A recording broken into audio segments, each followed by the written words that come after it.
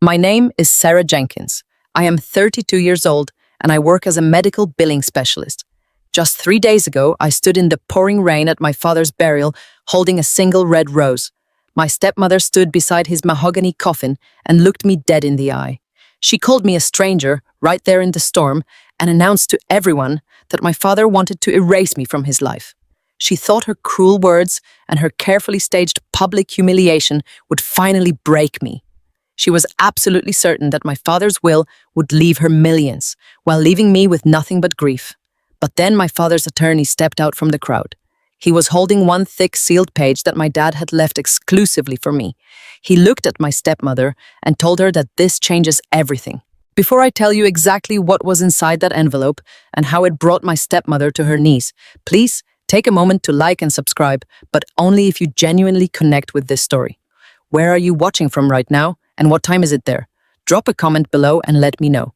Now let me take you straight into the cold rain where it all began. The rain was coming down in thick freezing sheets at the Oakwood Cemetery. It soaked through my thin black wool coat and chilled me straight to the bone. The grey sky felt like a heavy blanket pressing down on the dozens of black umbrellas clustered around my father's open grave. I stood a few feet away from the edge, clutching that single red rose. It was my father's favorite flower, and the thorns were biting into my palm, but I barely felt the physical pain. I was emotionally and physically numb. I had spent my entire 20s putting my own life and my own dreams on an indefinite hold. I worked grueling 60-hour weeks, analyzing complex medical codes and fighting endlessly with stingy insurance companies just to pay my own rent.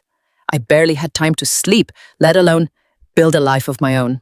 Yet during all those exhausting years, I simultaneously managed my father's rapidly declining health. I was the one who scheduled his countless specialist appointments. I organized his daily medications into little plastic containers every Sunday night. I balanced the chaotic finances of his household because my stepmother Brenda was always conveniently unavailable. Brenda was 55 years old and entirely obsessed with social status. She was always too exhausted from her expensive spa days, her personal training sessions, and her country club brunches to care for the man she had married. She treated my father like a walking bank account and treated me like an unpaid, invisible servant. I gave my father my youth because I loved him deeply and because I knew he was quietly suffering. But as I took a trembling step forward to drop my final rose onto his casket, Brenda moved swiftly to intercept me. She stepped directly into my path, physically blocking me from approaching the grave. She wore a custom designer mourning dress that probably cost more than my entire car, and she held a large black golf umbrella that perfectly shielded her from the storm. Standing right beside her was her biological son, Kyle. Kyle was 30 years old and carried the title of vice president at my father's highly profitable regional home goods and hardware business. It was a lofty title he had been handed despite the fact that he possessed zero work ethic and did absolutely no actual work for the company.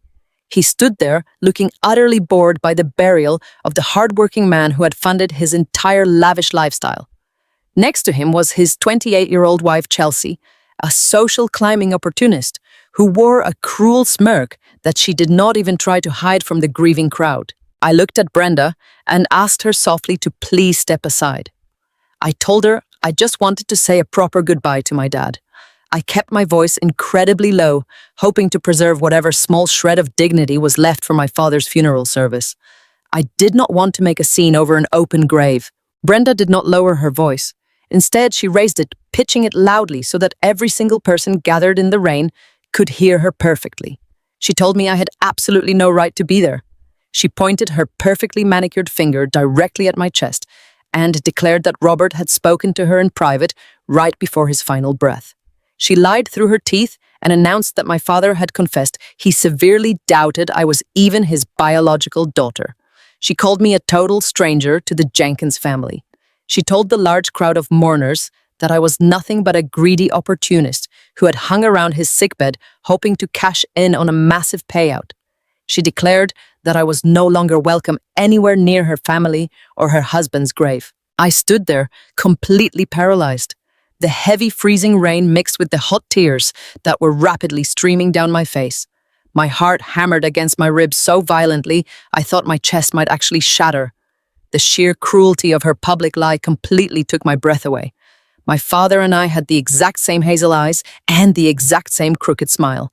I was the one who had bathed his feverish forehead and held his trembling hand through his absolute worst nights of pain while Brenda slept comfortably down the hall in the luxurious guest room. Yet here she was violently erasing my entire existence while he was being lowered into the ground. She was writing me out of history before the dirt even covered his casket. Kyle smirked proudly and leaned closer to his mother. He told me to go back to my sad little billing job. He said I was completely embarrassing myself and that I needed to walk away right now before they called the cemetery security to have me forcibly escorted off the private premises. Chelsea crossed her arms over her expensive designer coat and let out a sharp, cruel laugh. She whispered to Kyle, but loud enough for the entire front row of wealthy mourners to hear, that I was probably going to ask them for gas money to get home. They treated my grief like a pathetic joke. The large crowd of attendees began to whisper among themselves. I could feel dozens of eyes burning directly into my back. Business associates who had known my father for decades were suddenly looking at me with dark suspicion and uncomfortable pity.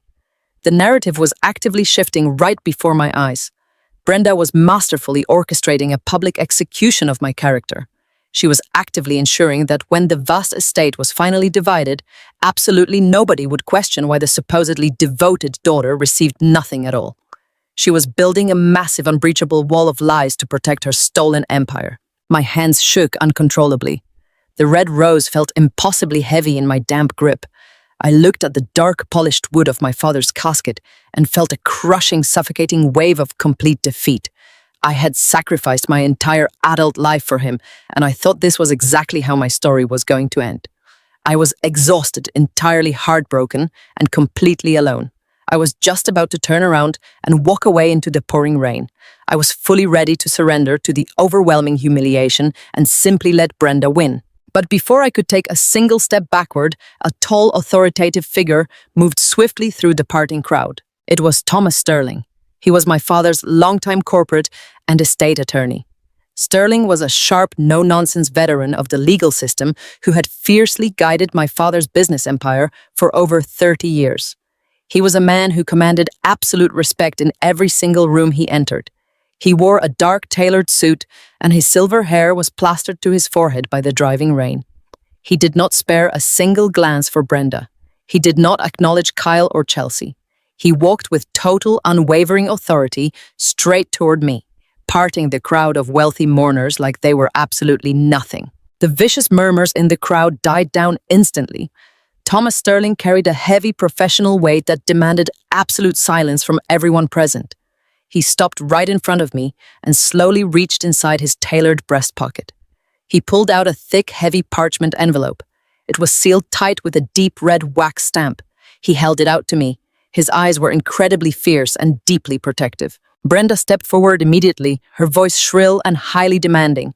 She asked Sterling what on earth he thought he was doing, and she explicitly ordered him to hand that envelope over to her right this instant. She loudly claimed that as the grieving widow, she was the sole legal executor of the entire estate, and that absolutely all legal documents had to go directly through her hands first. She tried to assert her dominance over the one man in the cemetery who knew exactly how much power she actually lacked. Sterling completely ignored her demands. He kept his intense gaze locked firmly on me and spoke in a booming, resonant voice that echoed clearly across the quiet graveyard. He said, "Sarah, your father fully anticipated this exact moment. He explicitly instructed me to personally deliver this to you the very second someone tried to deny your bloodline. He told me to tell you that this changes everything." He pressed the heavy envelope firmly into my trembling hands. I stared down at the bright red wax seal. It clearly bore my father's personal signet ring imprint. The weight of the paper felt like a solid anchor in the middle of a massive, terrifying storm. I could feel the thick document hidden inside, and I knew my father had planned for this terrible day. Sterling leaned in slightly toward me and lowered his voice, just enough so only I and the people immediately surrounding us could hear him clearly. He instructed me fiercely, "Do not open this until you are safely behind closed doors." He said your father had prepared for this coming war, and he wanted you to know that you are absolutely not fighting it alone. Brenda instantly lost whatever tiny shred remained of her fake country club composure. Her perfectly powdered face twisted into a grotesque mask of pure panic. She realized in that terrifying instant that her husband had kept a massive crucial secret from her. She dropped her expensive black golf umbrella onto the wet grass and lunged forward, attempting to violently snatch the sealed envelope right out of my hands. She screamed hysterically that it was her husband's private property and that I was illegally stealing from her family. She was completely out of her mind with greed and fear. Before her manicured hands could even graze my wet coat, a large man in a dark tactical suit stepped seamlessly and quickly between us. It was Sterling's private security guard. He planted his feet solidly on the wet turf and crossed his arms easily, blocking Brenda's frantic, desperate assault without even flinching. Brenda stumbled backward hard and crashed right into Kyle. Her bright eyes were wide and suddenly filled with absolute unadulterated terror. The smug, cruel arrogance that had coated her face just a few short moments ago had completely evaporated, leaving behind only the raw, naked fear of a woman rapidly losing control.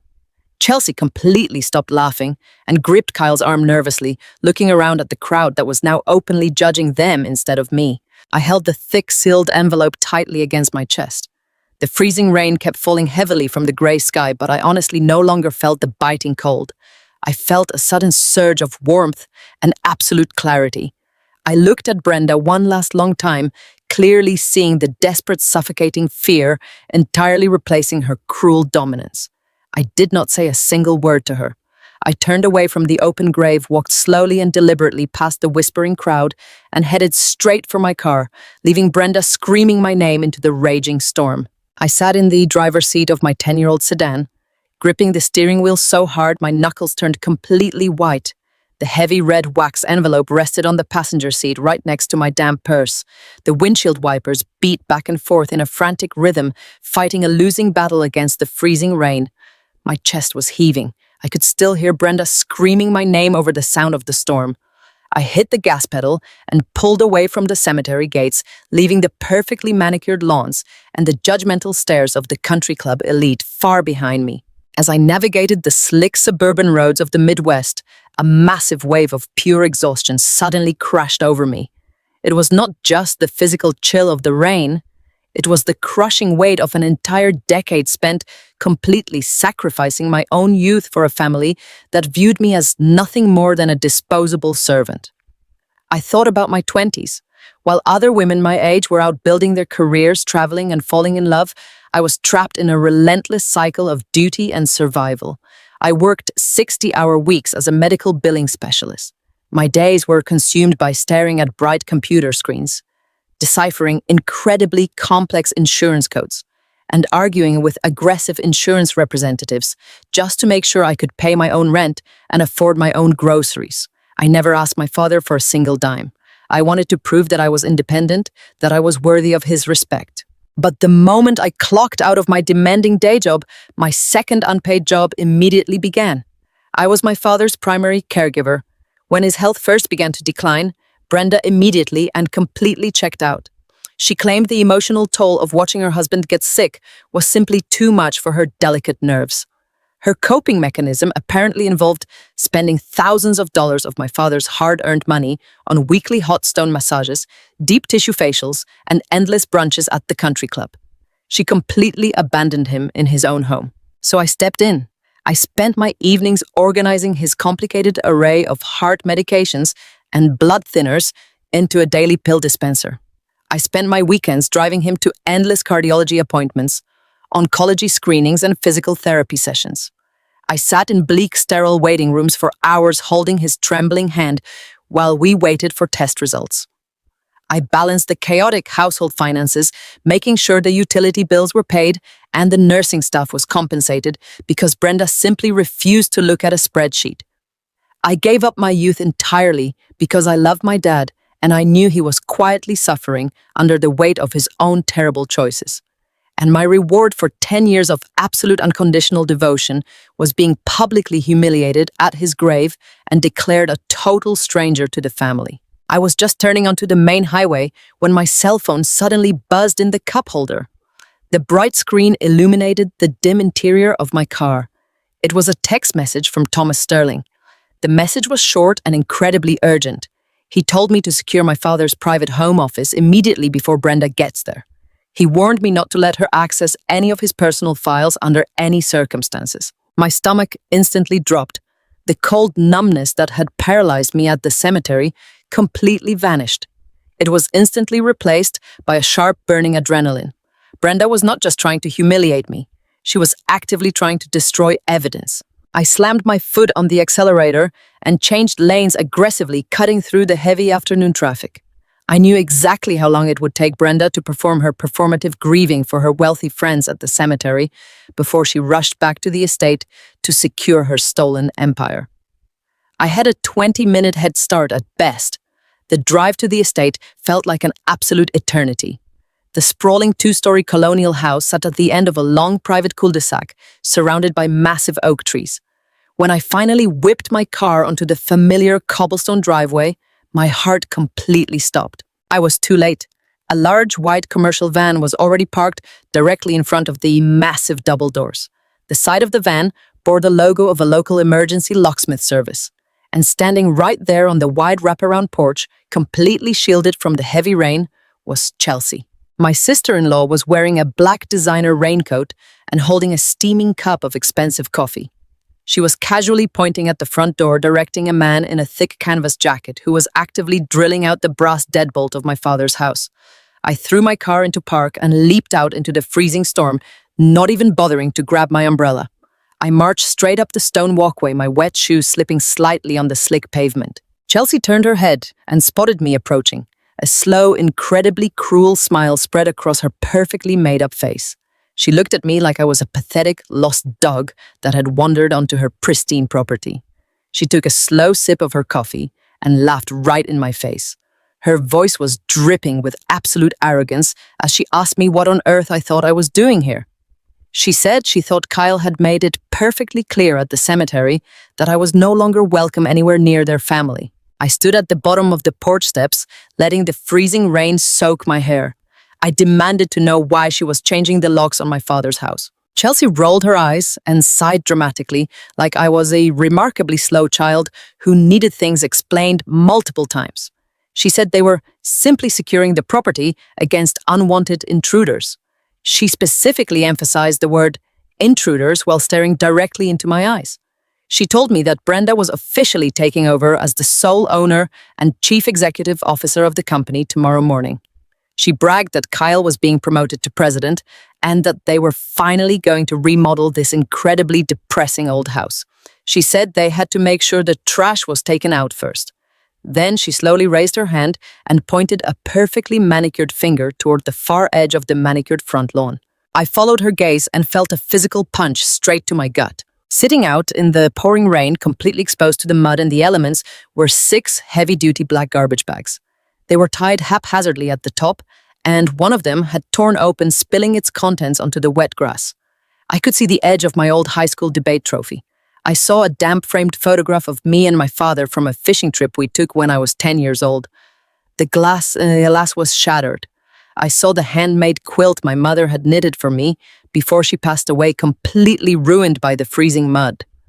Chelsea had actually gone into my old childhood bedroom, stripped it completely bare, and thrown every single memory I had ever cherished out into the garbage, like it was absolutely nothing. She leaned over the porch railing and told me I should probably load my pathetic little souvenirs into my trunk before the neighborhood association cited them for leaving garbage on the lawn. She laughed again, a sharp, cold sound that echoed over the noise of the rain.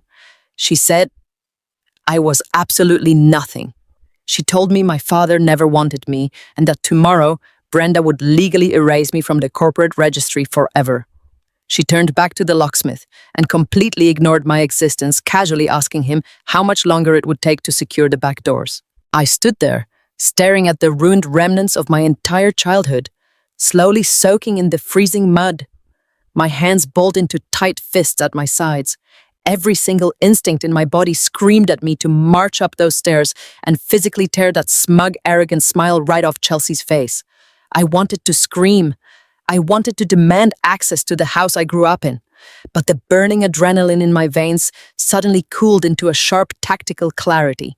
I remembered the heavy red wax envelope sitting on the passenger seat of my car. I remembered Thomas Sterling's fierce warning. I knew that if I caused a massive scene right here on the front lawn, Chelsea would immediately call the police. They would legally escort me off the property for trespassing, and Brenda would have unlimited, uninterrupted access to my father's private office. I could not fight them at the front door.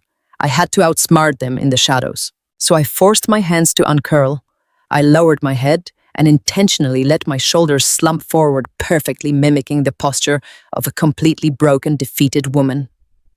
I looked at Chelsea one last time, deliberately letting her see my tears mixing with the rain.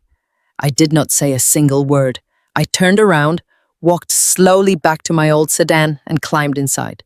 I started the engine and reversed slowly out of the driveway, putting on a perfect performance of total surrender.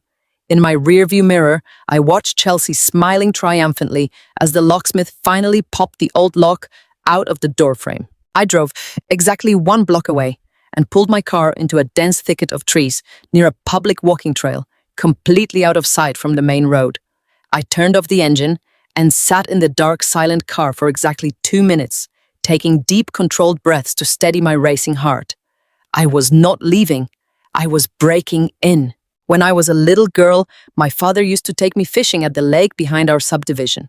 We would always wake up at 4 in the morning, long before the sun came up.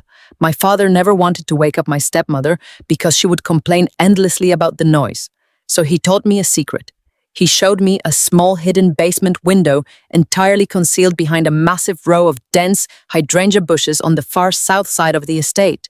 The latch on that specific window was completely rusted and permanently broken. You could slide the heavy glass pane open if you pushed hard enough against the wooden frame. I grabbed a small flashlight from my glove compartment and slipped out of my car into the raging storm.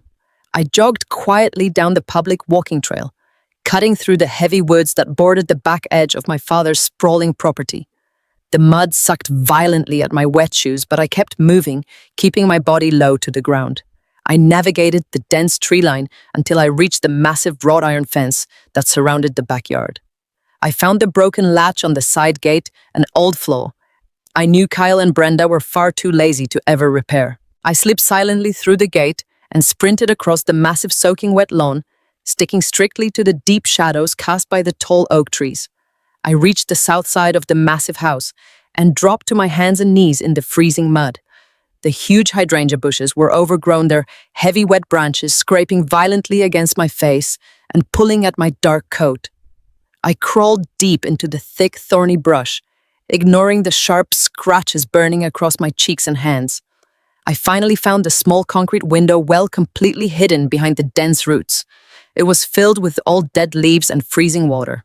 I reached down and pressed my freezing muddy palms flat against the dirty glass pane of the basement window. I pushed inward with all the strength I had left in my exhausted body. At first, the old wood groaned and completely refused to yield.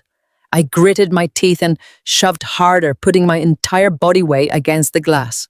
With a sudden loud crack, the rusted frame finally gave way, sliding open just enough for me to squeeze through. I pushed myself backward, sliding feet first into the dark, narrow opening. I dropped silently down into the pitch-black basement, landing softly on the cold concrete floor. I stood up in the total darkness, brushing the wet dirt off my ruined clothes. I was inside. But just as I clicked on my small flashlight to navigate the dark storage room, I heard the heavy, unmistakable crunch of large tires rolling rapidly over the cobblestone driveway directly above my head. The powerful engine of a luxury sport utility vehicle rumbled to a stop right outside the front doors. Car doors slammed heavily. I heard the sharp, frantic clicking of high heels rushing urgently up the front porch steps. It was Brenda. She had rushed back from the country club. She was inside the house, and she was heading straight for my father's office. I landed hard on the cold concrete floor of the basement. The darkness down there was absolute. I held my breath, pressing my muddy, freezing hands against the damp cement wall, trying to quiet the violent pounding of my heart. Right above my head, the heavy, rapid footsteps thundered across the hardwood floors of the main foyer. It was Brenda and Kyle. They had rushed back from the cemetery, abandoning the reception entirely to secure the house before I could even try to claim my space. I crawled blindly toward the old narrow utility closet tucked under the basement stairs. I slipped inside, pulling the slatted wooden door shut, just as I heard them storming up the grand staircase toward my father's private office. Their voices echoed clearly through the old metal heating vents directly above my hiding spot. They were not speaking with the hushed reverence of a grieving widow and a mourning stepson. They were screaming at each other with raw, frantic panic. I heard Brenda shattering something fragile against a wall upstairs. I heard her voice shrill and completely unhinged, demanding that Kyle physically rip out the desk drawers. She yelled that Thomas Sterling was a snake, and that if he found the ledgers before they did, they were both going to federal prison. Kyle shouted back, his voice dripping with entitled rage and panic. He told his mother to shut up and keep looking. He yelled that Robert was a paranoid old fool who hid everything and that they needed to tear the walls down right now if they had to. Hearing them talk about my father that way, less than 2 hours after we buried his body in the freezing rain, sent a fresh wave of blinding anger straight through my veins. The man had given Brenda a life of absolute luxury. He had handed Kyle a vice president title and a 6-figure salary for doing absolutely nothing of value at the company. And here they were tearing apart his personal sanctuary, searching desperately for hidden ledgers to cover up their own massive crimes. I crouched in the dark, dusty utility closet, listening to the violent sound of breaking wood and tearing paper. The physical destruction of my childhood home was echoing right through the floorboards above me. I realized in that cold, dark space that everything I had sacrificed for the past 10 years had been brutally manipulated by these two selfish parasites. Every 60-hour week, I worked at the medical billing firm, staring at complex coding spreadsheets until my eyes burned. Every endless night, I spent organizing my dad's pills into little plastic compartments. Every exhausting, frustrating trip to the cardiology clinic where I sat in sterile waiting rooms while Brenda was getting hot stone massages at her exclusive spa. I did it all out of deep, unconditional love for a man who was quietly being bled dry by his own wife. Brenda was never too stressed to help with his care. She was simply too busy stealing his wealth. The violent rampage upstairs lasted for nearly 45 minutes. I stayed perfectly still, my legs violently cramping from the hard concrete floor, my wet clothes clinging to my shivering skin. Finally, I heard Kyle shout out in total frustration that the ledgers were simply not there. He told Brenda they needed to leave for the country club right now before people started asking uncomfortable questions. He said they needed to show their faces, drink some expensive scotch, and act like the heartbroken heirs everyone expected them to be. Brenda agreed, her voice breathless and tight with anxiety. She told Kyle they would come back tonight with a sledgehammer if they had to tear the floorboards apart. The heavy, solid oak front doors slammed shut. The massive engine of Kyle's luxury sport utility vehicle roared to life and quickly faded down the long cobblestone driveway. Silence fell over the house. It was a thick, heavy, suffocating quiet. I slowly pushed open the utility closet door and crept up the basement stairs. My muddy shoes made absolutely no sound on the familiar wooden steps. I reached the main hallway and stopped dead in my tracks. The house looked like an absolute war zone. Beautiful antique vases my father had collected for decades were smashed into countless pieces on the expensive rugs. Cushions from the luxury sofas were sliced open and tossed carelessly aside. I moved carefully through the total wreckage, keeping my ears highly tuned to any random noise from outside. I climbed the grand staircase one step at a time and stood frozen in the doorway of my father's private office. My heart broke all over again. The room my dad had meticulously maintained for 30 years was completely unrecognizable. The heavy mahogany desk was violently overturned. Thousands of loose papers, manila folders, and framed family photographs were scattered aggressively across the room. Brenda had literally taken a heavy brass lamp and smashed the glass display cases lining the walls. It was an act of pure, desperate vandalism. They had torn apart every single obvious hiding place in the entire room, looking for the financial truth. But Brenda and Kyle never truly knew my father. They knew his bank accounts and his credit limits, but they never bothered to learn his daily habits or his quiet, brilliant mind. I stepped very carefully over the broken glass and walked straight to the far, dark corner of the room. Sitting quietly against the wall, completely ignored by the two greedy vandals, was an old vintage oak filing cabinet. It was heavily scuffed and worn completely out of place among the luxury leather furniture. Brenda had always passionately hated it. She begged my dad to throw it away for years, claiming it was an ugly, embarrassing eyesore. She had pulled all the main drawers out and dumped the old boring tax returns on the floor, but she never bothered to inspect the heavy wooden cabinet itself. My father was an incredibly practical, intelligent man.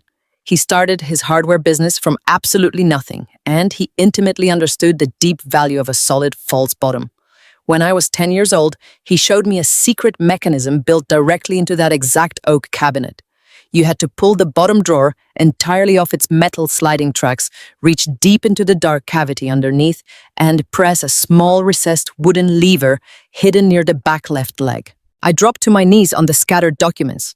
My hands were shaking wildly as I reached into the dark, dusty space beneath the bottom drawer track. I felt around desperately, hoping I remembered the complex mechanism correctly after all these years. My cold fingers brushed against the rough, unfinished wood, and then I finally felt it. The small hidden lever. I pressed it hard. A quiet, mechanical click echoed clearly in the destroyed room. The heavy wooden base panel of the cabinet popped upward, releasing a hidden internal latch. I wedged my fingers under the heavy wood and pulled the false floor panel completely away. Sitting silently in the dark, hidden compartment was a heavy-duty secondary steel safe. It was a high-end digital keypad model, completely bolted securely into the floorboards beneath the cabinet. Brenda and Kyle could have searched this giant house for 100 years, and they never would have found it. I sat back on my heels and reached deeply into my damp coat pocket. I pulled out the thick parchment envelope Thomas Sterling had pressed into my hands at the graveyard. The bright red wax seal felt smooth and incredibly heavy. Sterling had instructed me fiercely not to open it until I was safely behind closed doors. I was sitting in the middle of a violently ransacked room, but the doors were definitely closed, and I was entirely alone. I broke the red wax seal. The thick paper tore open with a sharp, crisp sound. Inside, there was no dense legal document. There was no complex corporate jargon or formal attorney letterhead. There was only a single piece of personal stationery paper covered entirely in my father's familiar, slightly slanted handwriting. I unfolded the page carefully. The date neatly printed at the top showed it was written exactly 6 months ago, right around the time his heart began its final, terrible, rapid decline. My eyes quickly scanned the words, and the air was completely knocked from my lungs. My dearest Sarah, the letter began. If you are reading this right now, it means I am gone, and my attorney Thomas Sterling has executed his final specific orders. It also means the vultures have finally begun to circle. I knew they were vultures, Sarah. I knew for a very long time. I watched Brenda use my illness as a convenient shield while she and Kyle quietly bled my life's work dry.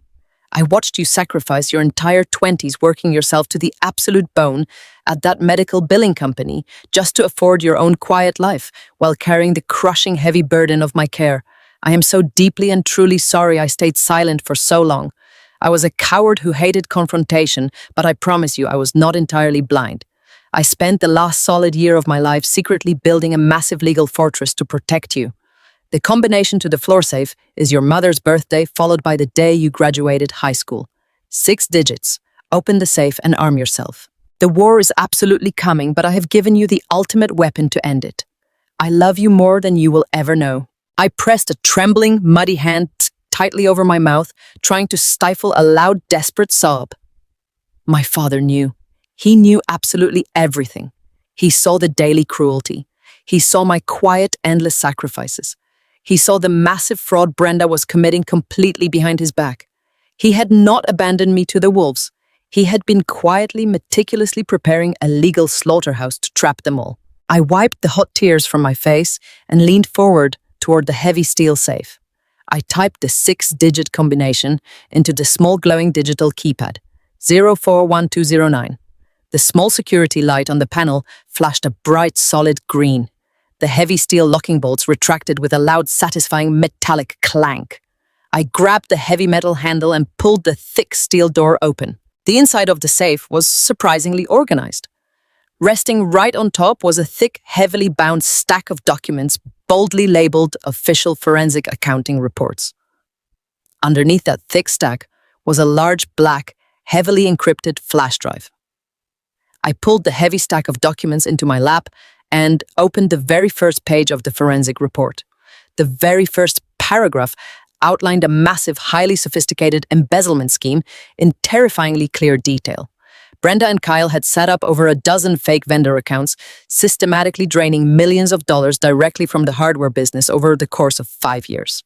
They used the money to fund his luxury sports cars and her endless spa retreats. This was the absolute undeniable proof. This was exactly what they were tearing the house apart trying to find. My dad had hired elite private investigators and independent forensic auditors completely behind their backs. I held the cold black flash drive tightly in my muddy hands. This small, simple device held the complete and total destruction of my stepmother's entire fake, glamorous empire. It was the absolute key to my freedom and the ultimate justice my father had arranged from beyond the grave.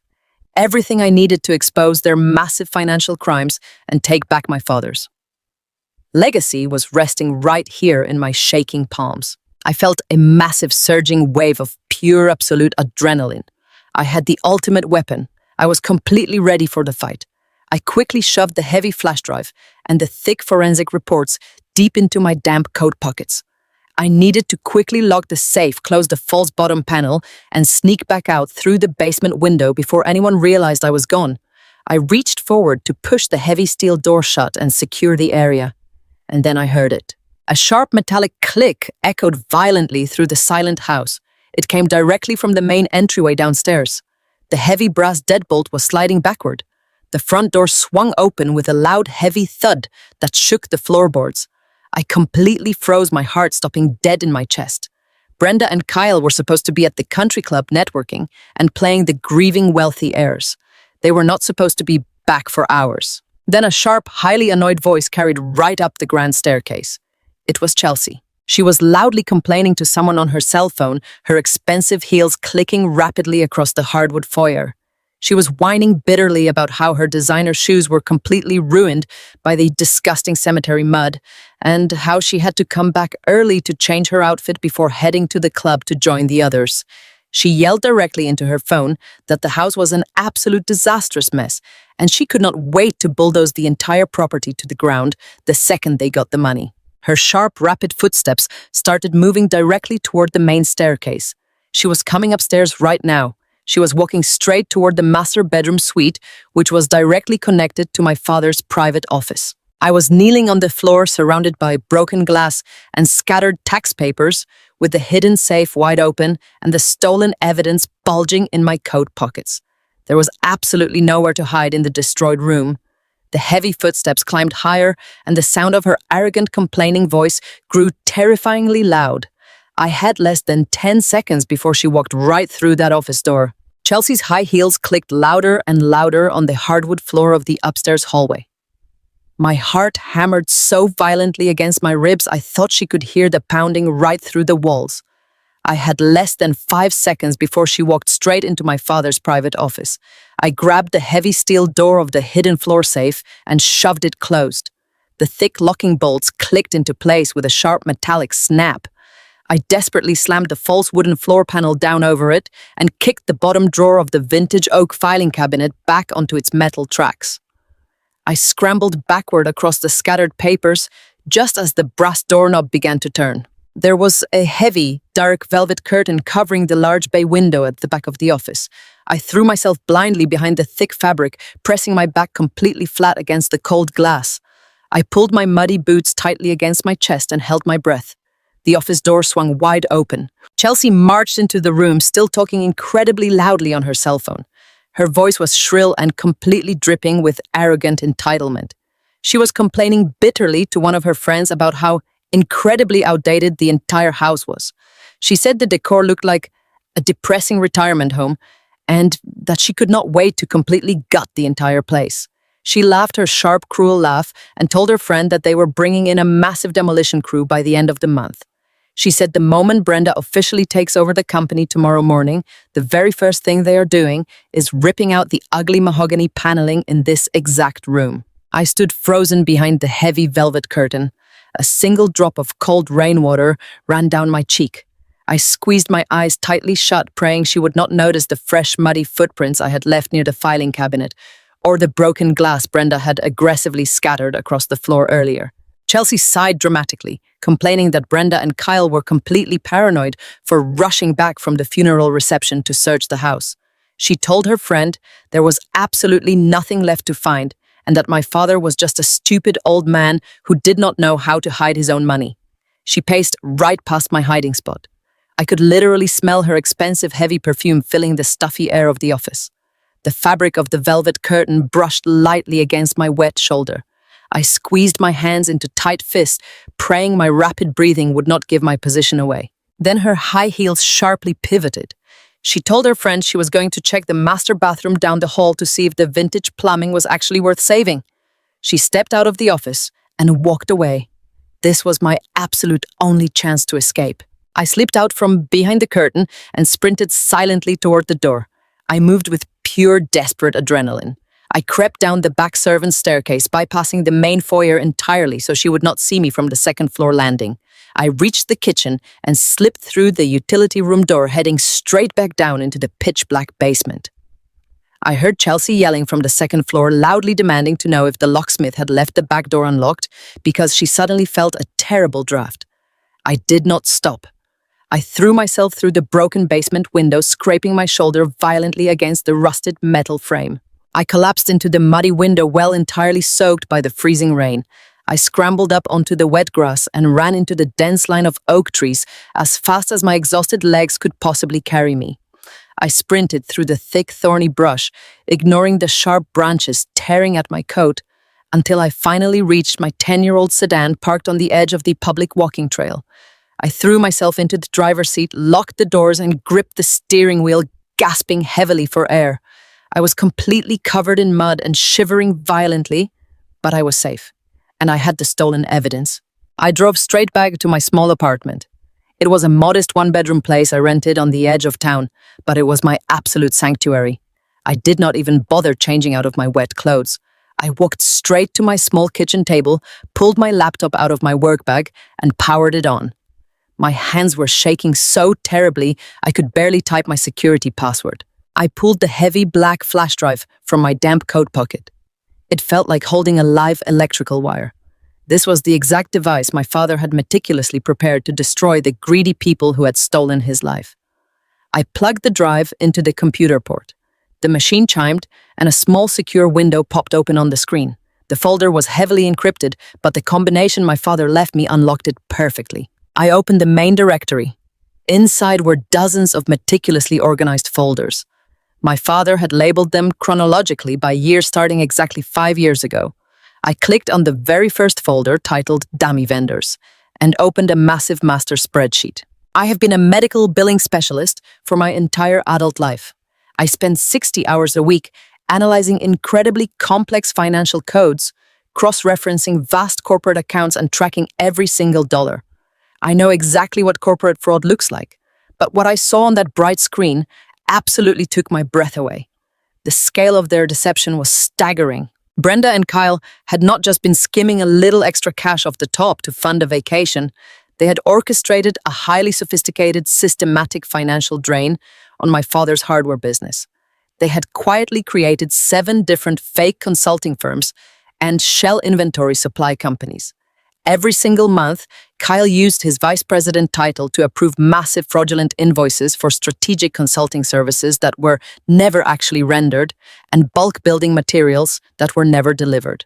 Brenda used her authority as his wife to rubber stamp the corporate payments directly into offshore accounts they mutually controlled. I scrolled rapidly through the ledgers, reading the exact devastating numbers.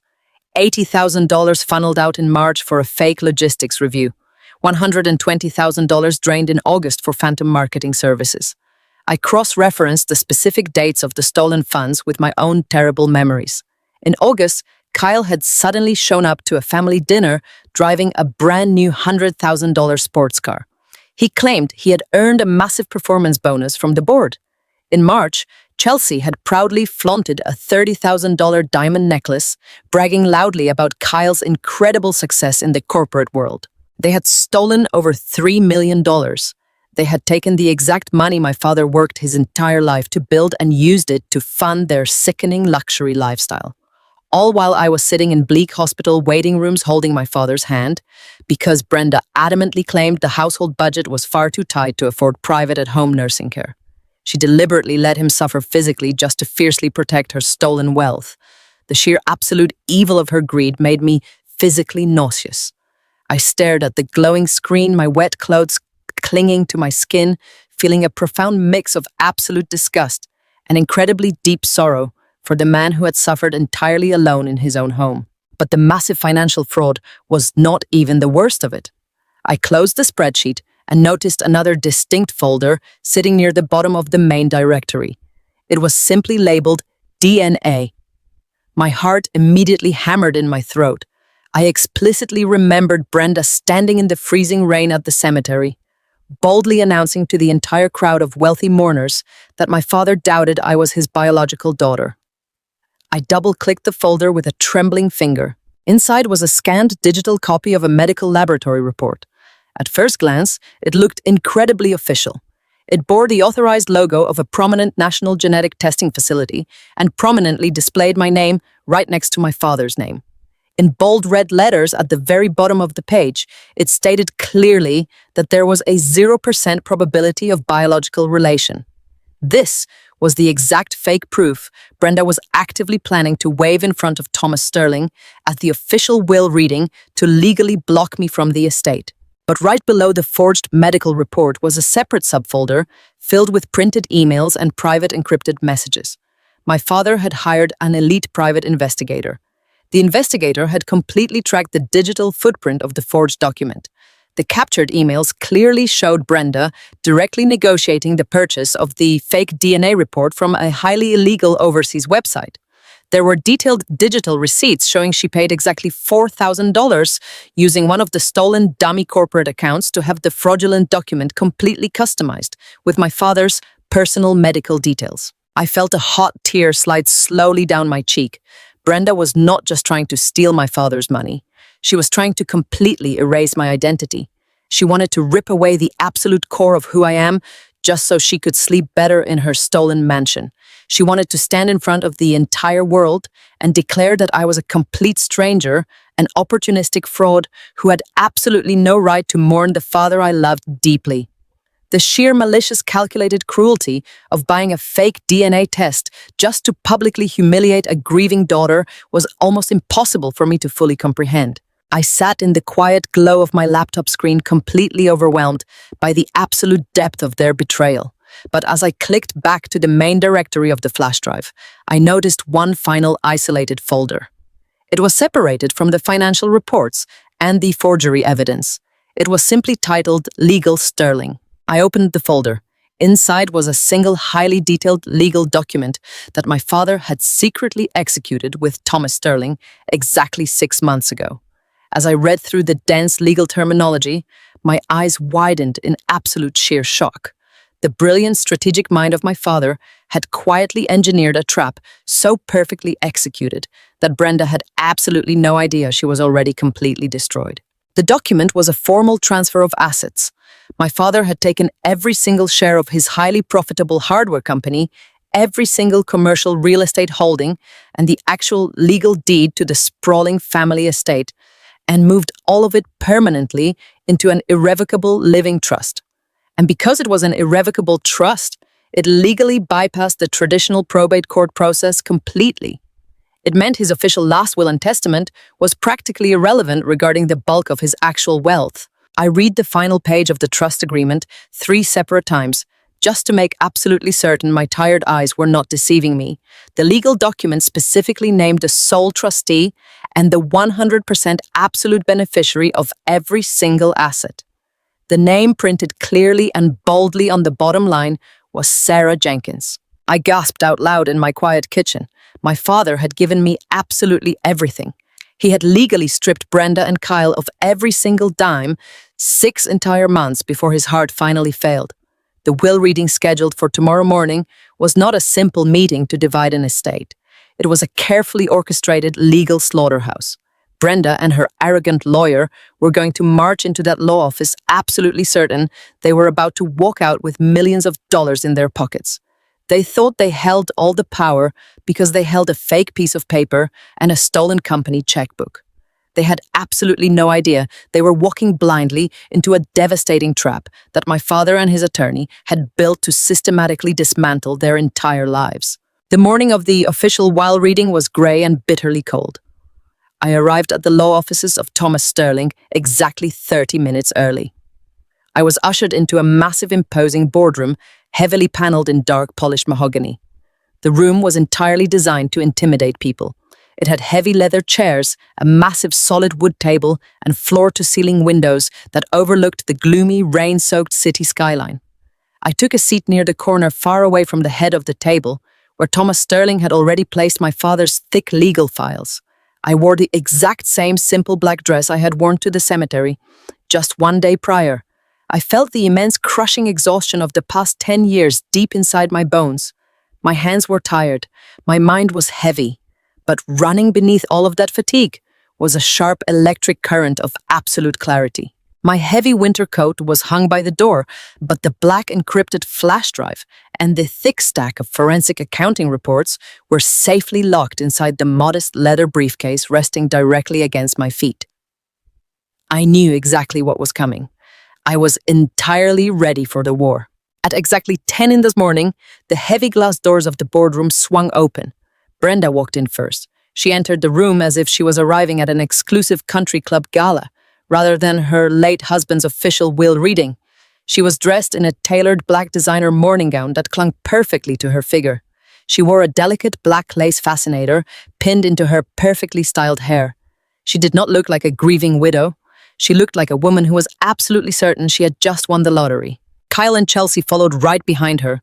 Kyle was wearing a bespoke charcoal suit that was undoubtedly paid for by one of the fraudulent dummy vendor accounts he had set up through my father's hardware company. He walked with a swaggering, entitled bounce to his step. Chelsea was clutching a ridiculously expensive black leather handbag, holding it up slightly so everyone in the room could clearly see the designer logo. She wore a tight black dress and dark sunglasses that she slowly removed and handed to Kyle like he was her personal assistant. They all looked at me sitting quietly in the corner, and a collective cruel smirk passed among the three of them. But they were not alone. Trailing slightly behind Brenda was a man I had never seen before. He was tall with slicked back dark hair, a sharp predatory jawline, and a flashy suit that tried far too hard to look expensive. He carried an overstuffed leather briefcase and surveyed the room with a deeply arrogant, aggressive expression. He did not look like a corporate attorney. He looked like a hired attack dog. I would soon learn his name was Gregory Thorne, a local lawyer well known for taking aggressive, desperate cases and using loud bullying tactics to force quick settlements. Brenda had clearly brought him here to intimidate Thomas Sterling and to legally crush me before I could even open my mouth. Brenda took the prime seat right next to the head of the table. Kyle and Chelsea sat directly across from me. Thorne remained standing, hovering right behind Brenda's chair like a bodyguard. Nobody said a single word to me. Nobody offered a polite greeting or a standard condolence. They simply acted as if I was a piece of invisible furniture that was awkwardly taking up space in their new wealthy reality. Thomas Sterling walked into the room a few moments later. He carried himself with the same towering, unwavering authority he had displayed in the freezing rain at the cemetery. He walked straight to the head of the table, set down a single manila folder, and took his seat. He looked around the room, his sharp eyes lingering briefly on the aggressive lawyer standing behind Brenda. Sterling did not look impressed. He looked completely bored. Sterling cleared his throat and formally stated that we were gathered here to read the last will and testament of Robert Jenkins. He reached out to open the heavy manila folder. Before Sterling's fingers could even touch the cover, Gregory Thorne slammed his hand violently down on the mahogany table. The loud, aggressive smack echoed like a gunshot in the quiet room.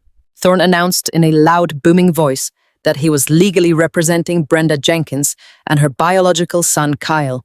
He stated that before any official documents were read, he had a formal legal motion to present to the room. He reached into his overstuffed briefcase and pulled out a crisp white envelope. With a highly theatrical, aggressive gesture, he tossed the envelope directly onto the center of the massive table. Thorne glared at me and declared that I needed to be removed from the premises immediately. He pointed a sharp, accusing finger at my face and told Thomas Sterling that I had absolutely no biological standing and no legal right whatsoever to be present for the division of the Jenkins family estate. Brenda immediately placed a trembling hand over her heart, putting on a sickeningly perfect performance of a devastated widow. She looked down at the table and let out a soft theatrical sob, claiming that Robert had confessed his darkest secret to her right before his death. She repeated the exact same vicious lie she had screamed at the cemetery. She claimed my father had always suspected my mother had an affair and that I was never actually his biological daughter. Thorne picked up the envelope and pulled out a single sheet of paper. He waved it in the air like a victorious flag. He loudly proclaimed that his client had taken the liberty of seeking out the absolute medical truth. He stated that he was holding a certified genetic laboratory report proving beyond any shadow of a doubt that there was a 0% probability of biological relation between Robert Jenkins and myself. Thorne slammed the paper back down on the table and aggressively demanded that Thomas Sterling escort me out of the building before he was forced to call the police and have me arrested for attempting to defraud a grieving family. Kyle leaned far back in his heavy leather chair and crossed his arms over his chest. He looked at me with an expression of pure, unadulterated disgust. He chuckled a low, mocking sound. He told me the charade was officially over. He said I had played the role of the devoted little nursemaid perfectly, but they were far too smart to fall for my pathetic act. He leaned forward, resting his elbows on the polished wood, and looked me dead in the eye. He told me to pack up my cheap little purse and go right back to my sad little billing job because I was never going to see a single dime of his family's money. Chelsea literally giggled out loud. She completely covered her mouth with her hand, but the cruel mocking sound filled the tense room. She whispered to Kyle that it was honestly embarrassing how hard I was trying to cling to people who clearly never wanted me. I sat perfectly still. My hands were resting calmly flat on the mahogany table. My heart was not racing. I was not holding back tears. I did not feel the sudden crushing humiliation I had felt just one day ago in the pouring rain. I felt absolutely nothing but a cold, terrifying calm. I looked directly at Gregory Thorne. Then I looked at Brenda, who was busy dabbing her dry eyes with a tissue. I did not raise my voice. I spoke in a low, measured tone that forced every single person in the room to lean in slightly just to hear me. I told Mr. Thorne that he should probably sit down before he completely destroyed his entire legal career. Thorne let out a loud, aggressive scoff. He asked me who exactly I thought I was talking to and demanded that I leave the room immediately. I ignored him completely. I slowly unclasped the brass buckles of the modest leather briefcase resting at my feet. I pulled out a plain gray folder. I placed it gently on the table right in front of me. I opened the cover and slid out a small stack of meticulously printed documents. I looked right at Brenda. I said it really is a shame that my father knew exactly what kind of person you were. I told her my dad knew she would try to pull a sickening stunt like this because he had hired one of the best private investigators in the state to watch her every single move for the past entire year. Brenda completely froze. The tissue in her hand dropped slowly back to the table, her eyes widened slightly, her fake tears instantly vanishing. I slid the first document across the smooth, polished wood until it stopped right in front of Gregory Thorne. I told him to look very closely at the paper. I explained calmly that it was a highly detailed digital trace report legally obtained by my father's private investigator. It explicitly tracked the exact internet protocol address used to purchase the fraudulent DNA document Thorne had just dramatically slammed on the table. I slid the second document across the table. I pointed out that it was a corresponding financial receipt. I clearly explained that it showed exactly $4,000 being wired to a highly illegal medical forgery website based in Eastern Europe. Then I slid the third and final document directly in front of the stunned, aggressive lawyer. I kept my eyes locked firmly on his face as I delivered the final absolute blow. I told him that the $4,000 used to purchase the forged medical report was drawn directly from a dummy corporate vendor account registered to Myers Consulting. I explained that Myers Consulting was a fake shell company that Brenda and Kyle had set up to illegally embezzle millions of dollars from my father's hardware business. I noted that the IP address used to log into the forgery website matched the exact wireless router located inside Brenda's personal home office. The silence in the boardroom was incredibly dense. It was so absolute and heavy, it felt like the entire room had been submerged underwater. Gregory Thorne slowly picked up the documents I had slid across the table.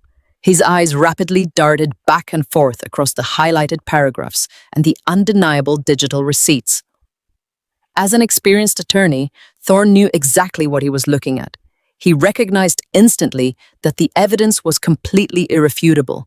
He also knew that presenting forged medical documents to formally contest a multi-million-dollar estate was a massive felony.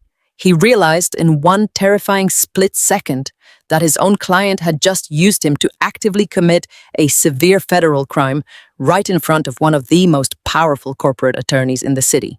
Thorne's arrogant, smug expression completely collapsed. The color rapidly drained from his face, leaving his skin a sickly pale gray. His hands visibly began to shake as he set the papers back down on the mahogany table. He looked slowly over at Brenda.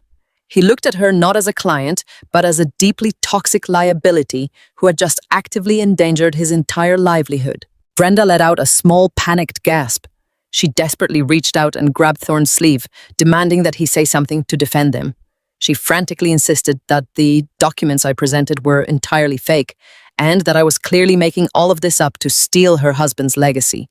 She begged him to throw me out. Thorne forcefully yanked his arm completely away from Brenda's grip. He physically recoiled from her side, stepping quickly backward, as if she were carrying a highly contagious disease. He did not say a single word to her. He simply stared at the undeniable proof of her fraud and slowly sank down into the chair behind him, completely and utterly silenced. Kyle's jaw was literally hanging open. He looked back and forth between his mother and the terrified silent lawyer, completely unable to comprehend how their massive aggressive attack had been dismantled in less than 3 minutes. The smug, cruel smirk was completely wiped off his face. Chelsea shrank back in her large leather chair, making herself as small as possible, entirely avoiding my gaze. Thomas Sterling had sat perfectly still throughout the entire exchange, watching the total destruction of Brenda's legal strategy with absolutely no expression on his weathered face. When the heavy silence finally stretched to its absolute breaking point, Sterling calmly reached out and picked up his reading glasses. He slid the glasses onto his face and slowly opened the heavy manila folder containing my father's true estate plans. He did not look at Brenda. He did not look at Kyle or Chelsea. He looked right at the pale, shaking lawyer. Sterling cleared his throat loudly. His deep, authoritative voice echoed perfectly through the quiet, destroyed room.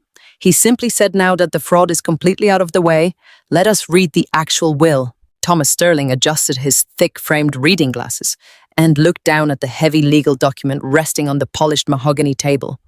The room was so incredibly quiet that I could hear the faint sound of the freezing rain beating aggressively against the large floor-to-ceiling glass windows behind him.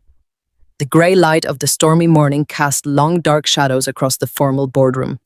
Brenda slowly straightened her posture in her oversized leather executive chair. She carefully smoothed the front of her expensive custom black morning dress and lifted her chin with intense pride. Even after the complete and total destruction of her fraudulent DNA test and the humiliating, cowardly exit of her aggressive attack dog attorney, Brenda still possessed a massive amount of deeply ingrained arrogance. She truly believed that she was absolutely untouchable. She honestly thought that because she possessed a piece of paper proving she was legally married to my father, she automatically owned his entire life and legacy. She was absolutely certain she was about to inherit a massive $5 million private estate and total controlling interest in my father's highly profitable regional hardware company. I watched her fake a polite and incredibly patient smile, simply waiting for the old veteran lawyer to hand over the golden keys to her stolen kingdom. Sterling began to read the introductory paragraphs of the official last will and testament. His voice was deep and steady, moving methodically through the standard legal declarations of a sound mind and body. Brenda nodded along gracefully, as if she were receiving a royal decree meant only for a queen. Kyle leaned far back in his chair, attempting to look bored and deeply unbothered, but his greedy, desperate eyes were completely locked on the thick stack of papers resting in Sterling's weathered hands. Chelsea was sitting right next to Kyle, tightly clutching her ridiculously expensive black leather designer handbag. She was clearly already calculating all the luxury European vacations and expensive diamond jewelry she was going to buy the very second the corporate money was officially transferred into their accounts. They had spent the past 10 years treating me like a pathetic, invisible, and completely unpaid servant. They had literally thrown my most precious childhood memories into thin black garbage bags on the muddy front lawn just yesterday afternoon. They felt perfectly justified in their extreme unyielding cruelty because they wholeheartedly believed their massive incoming wealth would forever protect them from any actual consequences. Then Sterling slowly turned the heavy parchment page. He cleared his throat and announced loudly that he was now moving directly to the primary section regarding the massive business assets and the extensive real estate holdings of the Robert Jenkins estate.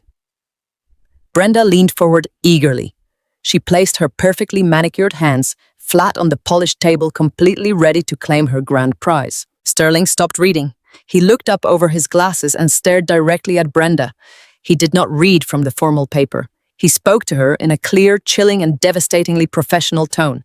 He informed her that there were actually no primary business or real estate assets left to distribute through the traditional probate process. Brenda blinked rapidly. Her fake, polite smile completely vanished in a single instant. She sharply asked him what on earth he was talking about. She demanded loudly to know where the highly profitable company's shares were and where the legal deed to the sprawling $5 million family estate was located. Her voice cracked with a sudden, sharp, undeniable panic that echoed off the mahogany walls. Sterling calmly looked back down at his organized documents. He explained with absolute precision that exactly 6 months prior to his tragic passing, Robert Jenkins had executed a profound and entirely legal restructuring of his entire financial portfolio. My father had quietly and methodically gathered every single share of his corporate stock, every valuable commercial property holding, and the exact legal deed to the sprawling suburban family estate. He had taken every single asset of significant financial value and completely removed them from his personal individual name. Sterling announced loudly so that everyone in the room could hear clearly that Robert Jenkins had officially and legally placed 100% of his corporate and real estate holdings into an irrevocable living trust. That specific legal term hung heavily in the tense, cold air of the boardroom. I had spent my entire adult life working tirelessly as a medical billing specialist, deciphering incredibly complex insurance jargon and navigating massive, rigid corporate loopholes. I knew exactly what an irrevocable living trust meant in the absolute eyes of the law. It meant the absolute final end of the line for Brenda and her terrible, greedy son. Brenda stared at the attorney with her mouth hanging slightly open. She looked exactly like a woman who had just been violently struck by a speeding truck but had not yet felt the physical crushing impact. She demanded angrily that he explain what an irrevocable trust meant for her rightful inheritance. Sterling looked at her with an expression of pure, unadulterated coldness. He explained the situation using simple and completely brutal English. He told her that because the massive assets were successfully and legally placed into an irrevocable living trust long before my father passed away, they were absolutely no longer considered part of his personal estate. Therefore, they completely bypassed the standard last will and testament. They completely bypassed the long, tedious local probate courts. They completely bypassed any legal financial claims normally made by a surviving legal spouse. He told Brenda that the trust was a locked steel vault and my father had deliberately completely thrown away her only key. Kyle suddenly shot up from his leather chair. His face was rapidly flushing a deep, ugly, angry red. He slammed his heavy hands down on the mahogany table, making the water glasses shake violently, and yelled that his mother was the legal surviving wife.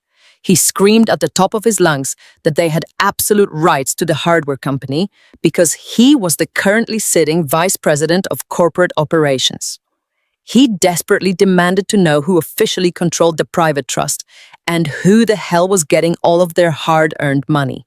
Sterling did not flinch at all at the highly aggressive, unhinged outburst. He smoothly and slowly turned to the specific official page of the trust documentation. He read the final explosive legal clause aloud to the entire room.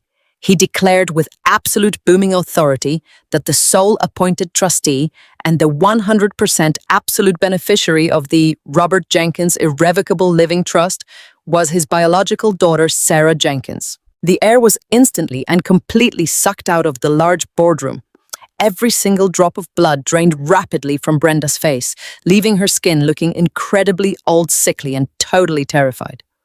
Kyle physically choked on his own breath, stumbling backward and practically collapsing back into his heavy leather chair like a puppet whose strings had just been violently cut. Chelsea let out a loud, dramatic, horrifying gasp and covered her open mouth with her shaking hands, looking at me as if I had just miraculously resurrected from the dead to haunt them. I sat perfectly still in my chair, keeping my hands folded neatly on the table, but inside my entire soul was weeping with overwhelming absolute relief and profound staggering gratitude.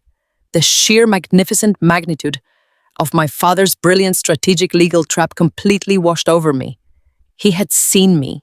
He had truly deeply seen every single exhausting, painful sacrifice I had made over the last decade. While I was sacrificing my youth, my energy, and my total sanity to actively manage his terrifying physical medical decline, he was quietly using his brilliant, sharp mind to build an impenetrable, permanent legal fortress to protect my future. He knew exactly who Brenda was. He knew she would absolutely use her status as his legal wife to steal everything he had ever built from the ground up.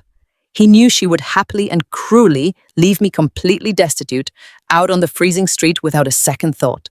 So he had brilliantly used the strict American legal system to utterly destroy her stolen power before she could even try to use it against me. I thought about the freezing, miserable rain at the cemetery just 24 hours ago.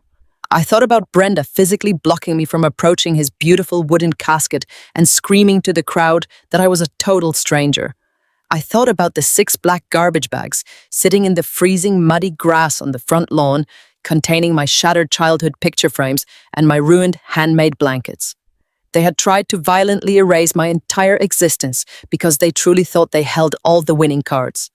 They had absolutely no idea they were arrogantly playing a high-stakes game that my father had already finished and permanently won 6 whole months ago. Brenda began to rapidly hyperventilate. Her chest was heaving uncontrollably as she desperately tried to firmly grasp the horrifying reality of her new situation. She grabbed the hard edge of the mahogany table, her manicured knuckles turning totally white from the extreme pressure. She demanded to know what was left for her. Her voice was shrill, incredibly high-pitched, and completely broken. She screamed wildly at Thomas Sterling, asking him what was inside the actual legal will for her to take home. She practically begged the stern old lawyer on her hands and knees to tell her that she was at least receiving the remaining liquid cash, the luxury imported vehicles, or the private offshore bank accounts. Sterling looked down at her with absolutely zero pity in his cold, sharp eyes. He calmly told her that as the surviving legal spouse, she was legally and fully entitled to inherit the complete residual estate. Brenda let out a massive, heavy sigh of deep relief. She nodded frantically, telling a completely stunned Kyle and a terrified Chelsea that it was going to be absolutely fine because the residual estate still had to be worth millions and millions of dollars in cash and private market investments. She loudly ordered Sterling to hand over the residual estate financial documents right this very instant so they could immediately leave this disgusting, depressing room and officially fire him as their corporate lawyer forever. Sterling calmly opened a secondary thick black folder. He carefully slid a thick, heavy stack of highly detailed, highlighted financial documents straight across the wide, polished table until they stopped directly in front of Brenda's shaking, desperate hands. He told her, with an icy, flat tone, that she needed to read the official documents very, very carefully. He explained methodically that the designated residual estate did not contain any liquid cash, any stock portfolios, or any luxury physical assets whatsoever. My father had deliberately and legally drained every single positive financial asset straight into the private protected trust solely for me. The only things remaining in the official residual estate were the absolute entirety of his personal massive liabilities and massive consumer debts. Brenda stared completely blindly at the top page of the thick stack. I watched her panicked eyes attempt to slowly process the horrifying, staggering numbers printed in stark, bold black ink. Sterling did not wait for her brain to catch up and understand the disaster. He clearly and loudly announced to the entire boardroom exactly what she had officially inherited today. He stated that the residual estate consisted exclusively of the massive, exorbitant credit card debts Brenda had recklessly and selfishly accumulated over the past 5 agonizing years. Every single expensive luxury spa day, every lavish first-class European vacation, every piece of custom designer clothing, and every ridiculously expensive country club brunch she had carelessly charged to the joint household accounts had been meticulously separated, analyzed, and legally assigned directly to her personal residual inheritance. But that was not the final absolute crushing blow. Sterling reached deep into the black folder and pulled out one more heavy official legal contract. He slid it directly on top of the massive, terrifying pile of overwhelming credit card debt. He told a completely frozen Brenda that the residual estate also officially included a massive $2 million personal bank loan. Brenda choked out a horrifying, terrified sound, holding her shaking hands up in the air, as if the legal paper was physically burning her skin. She screamed at the top of her lungs that Robert had absolutely no legal right to take out a loan that massive size without explicitly telling her first. She yelled that she was absolutely not paying a single solitary dime of his failing business debts, and that she would fight this in every single court in the country. Sterling leaned forward, resting his hands on the table, and delivered the absolute final fatal strike. He informed Brenda that my father did not take the massive loan out against the hardware company or the sprawling family estate. Because my father knew Brenda had been secretly hiding money in private offshore accounts and quietly buying private luxury real estate under her maiden name. For years, my father had strategically and legally used her verified signature from a previous joint tax return to secure the massive cash loan directly against her own private secret assets. He had legally borrowed $2 full million against Brenda's secret stolen wealth and then completely funneled that exact cash straight into the irrevocable living trust for me. Sterling told her plainly that the central bank would be officially foreclosing on her private luxury beachfront condo in Florida by the very end of the business week. He stated very clearly and without any hesitation that Brenda was not just completely broke. She was millions of dollars in severe, inescapable debt, and she was legally responsible for paying back every single penny to the bank. Brenda erupted into a terrifying state of total, absolute hysteria. She leaped up from her leather chair, knocking it violently backward until it crashed heavily onto the carpeted floor. She screamed at the very top of her lungs that the entire legal process was completely illegal and totally fraudulent. She shrieked wildly that my father was a disgusting, manipulative monster from hell and that Sterling was a highly corrupt criminal who belonged in a prison cell. She wildly waved her hands in the cold air, demanding that someone call the local police right now to arrest me for legally stealing her entire life away from her. She was a deeply toxic woman who had spent an entire decade treating everyone around her like complete absolute garbage. And now she was actively drowning in the exact same toxic, miserable swamp she had personally created. Oh. Kyle jumped to his feet next, his face completely twisted into an ugly mask of pure, desperate rage. He slammed his closed fist down on the solid mahogany table so incredibly hard that the water pitchers and coffee cups rattled violently against the wood. He pointed his shaking finger directly at my face and screamed that I was absolutely not getting away with this blatant robbery. He yelled that he was a highly respected, crucial vice president of the regional hardware company. He angrily claimed he had full executive operational rights and deep corporate authority that no trust could ever touch. He roared furiously that he was going to hire the most vicious, expensive corporate lawyers in the entire country to sue the private estate, to sue Thomas Sterling, and to personally sue me into absolute, total, endless bankruptcy. He aggressively swore he would completely drag me through the brutal court system until I was literally begging for mercy on the cold street. Chelsea was violently sobbing loudly in her chair, clutching her expensive designer bag against her chest as if it was the only single thing keeping her tethered to actual reality. She completely and deeply realized in that exact agonizing moment that her lavish, carefree, wealthy lifestyle was absolutely gone forever, and she was married to a man who was about to be totally penniless. I sat incredibly quietly in my large chair and simply watched them completely melt down in front of me. I let Kyle scream his empty, pathetic, and entirely useless threats. I let Brenda wail in loud agony about her totally ruined, destroyed life. I felt a deep, incredibly profound sense of absolute peace settling slowly over my entire body.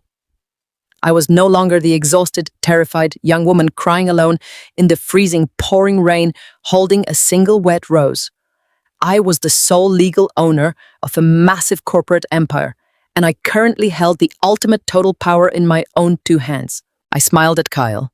It was a very slow, calm, and incredibly cold smile. I reached my hand deeply into the front pocket of my dark wool morning coat. I pulled out the heavy black, highly encrypted flash drive I had successfully taken from my father's hidden basement safe just 24 short hours earlier. I placed it very gently onto the smooth, polished surface of the mahogany table. I placed my index finger firmly on top of the small digital device and slowly, deliberately slid it straight across the wide table until it stopped directly in front of Kyle. I told him I was really looking forward to seeing him try. The heavy black flash drive sat exactly where I left it on the polished mahogany table, reflecting the dull grey light from the massive windows. Kyle stared at it like it was a venomous snake preparing to strike. He did not reach for it. He did not move a single muscle. His entire body was locked in a state of sudden, terrifying realization. I did not wait for him to find his fake courage. I stood up from my heavy leather chair and picked up the drive myself. I walked slowly and deliberately toward the large media console at the far end of the boardroom. The room was so quiet that the simple sound of my flat shoes clicking against the hardwood floor seemed to echo off the walls. I plugged the drive into the main terminal and pressed the power button on the console. The massive digital screen behind Thomas Sterling flared to life, bathing the dark room in a stark, bright white light. I opened the primary folder labeled Official Forensic Accounting Reports.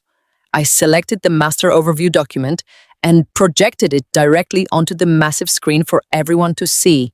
The spreadsheet was incredibly dense, filled with thousands of rows of financial data, but my father had hired the absolute best auditors in the state.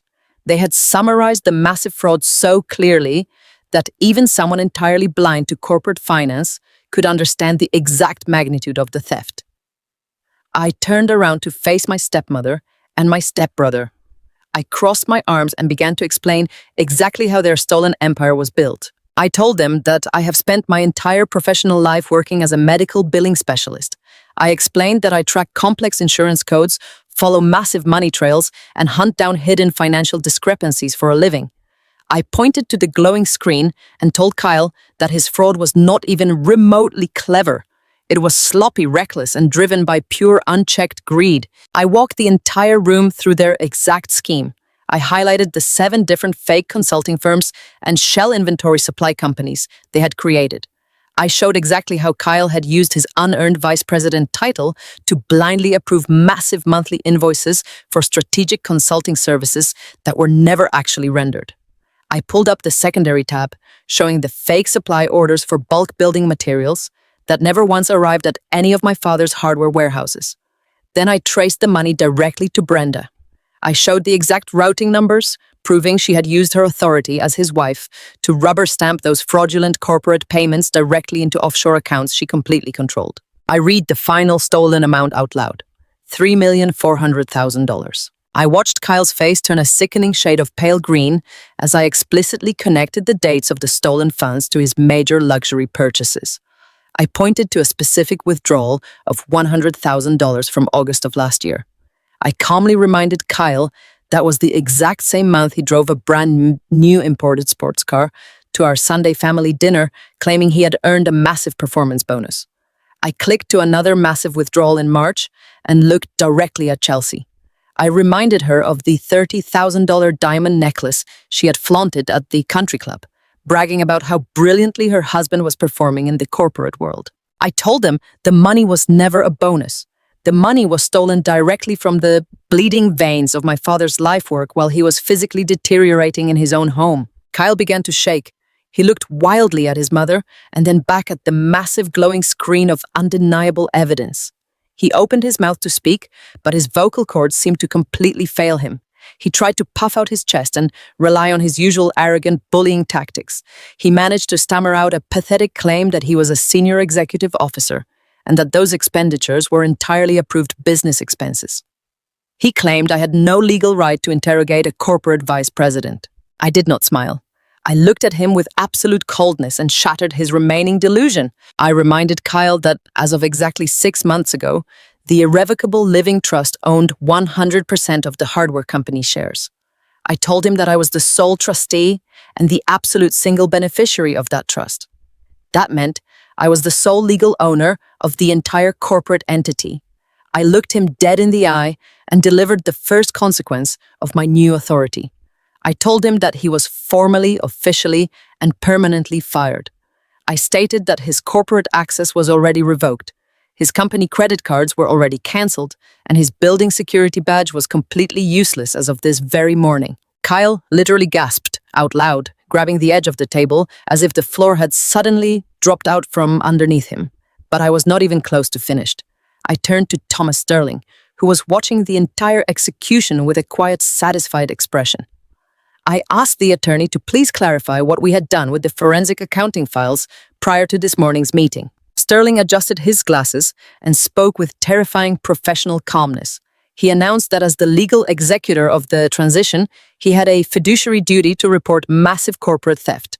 He informed Brenda and Kyle that a complete digital copy of the entire forensic audit, along with every single bank routing number and forged invoice, had already been formally submitted to the Internal Revenue Service.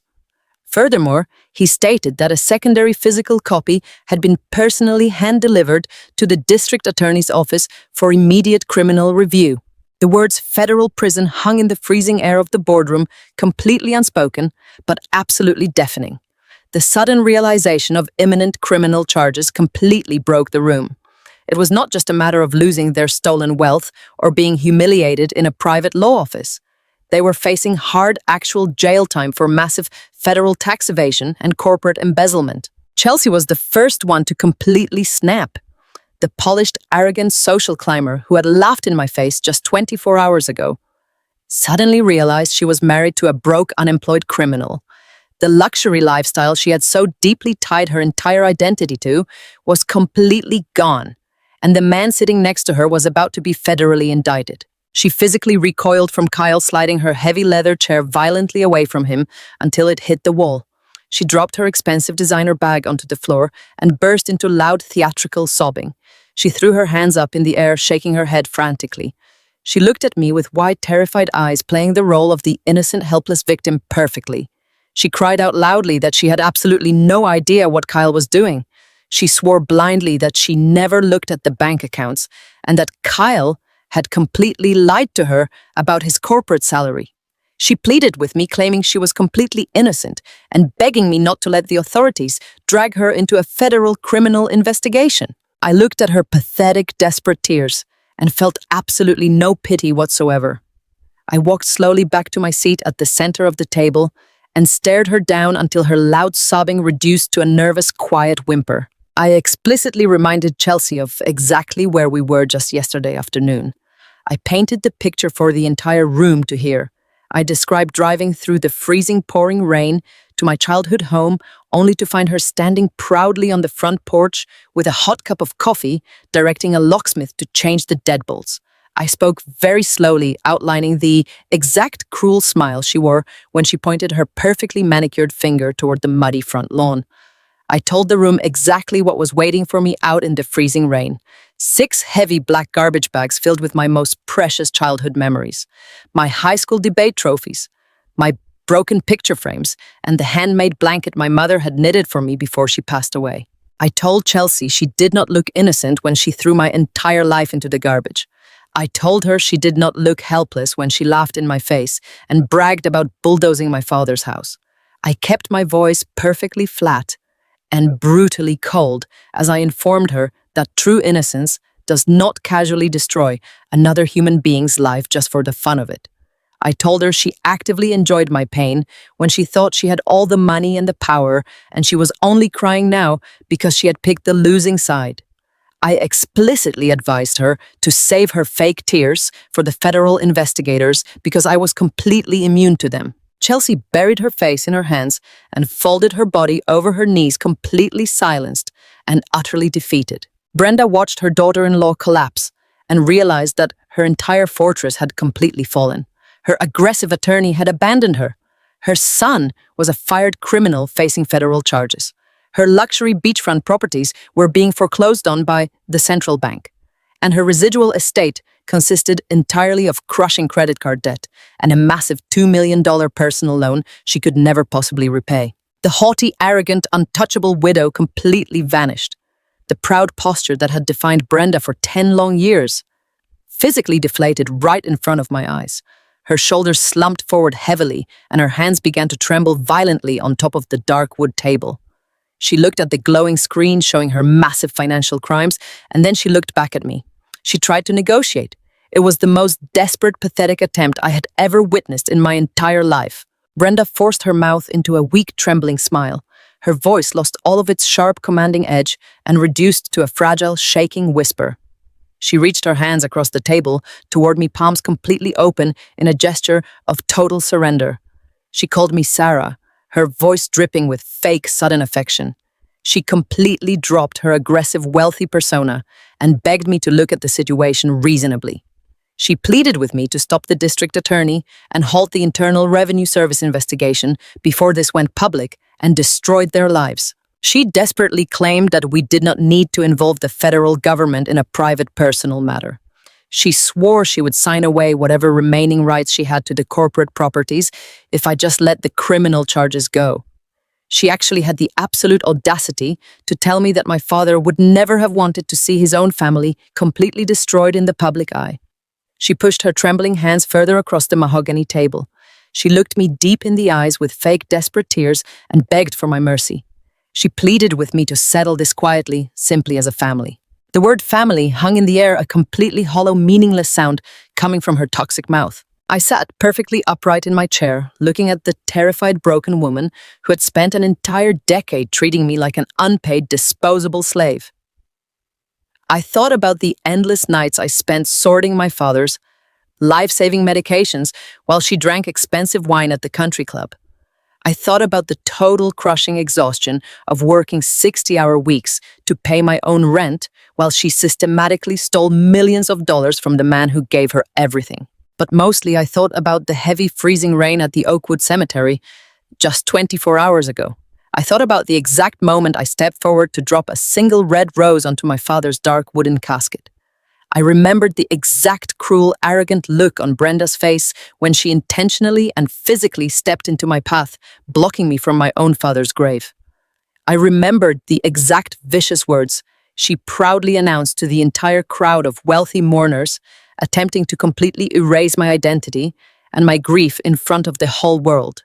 I did not lean forward. I did not reach out to take her trembling hands. I sat perfectly still, looking at her with absolute clarity. I spoke my final words to her in a completely cold, flat tone, delivering the fatal verbal blow that would permanently end her place in my life forever. I told Brenda that she denied my blood at his coffin. I told her we aren't family. 30 exact days had passed since the morning I walked out of Thomas Sterling's mahogany boardroom.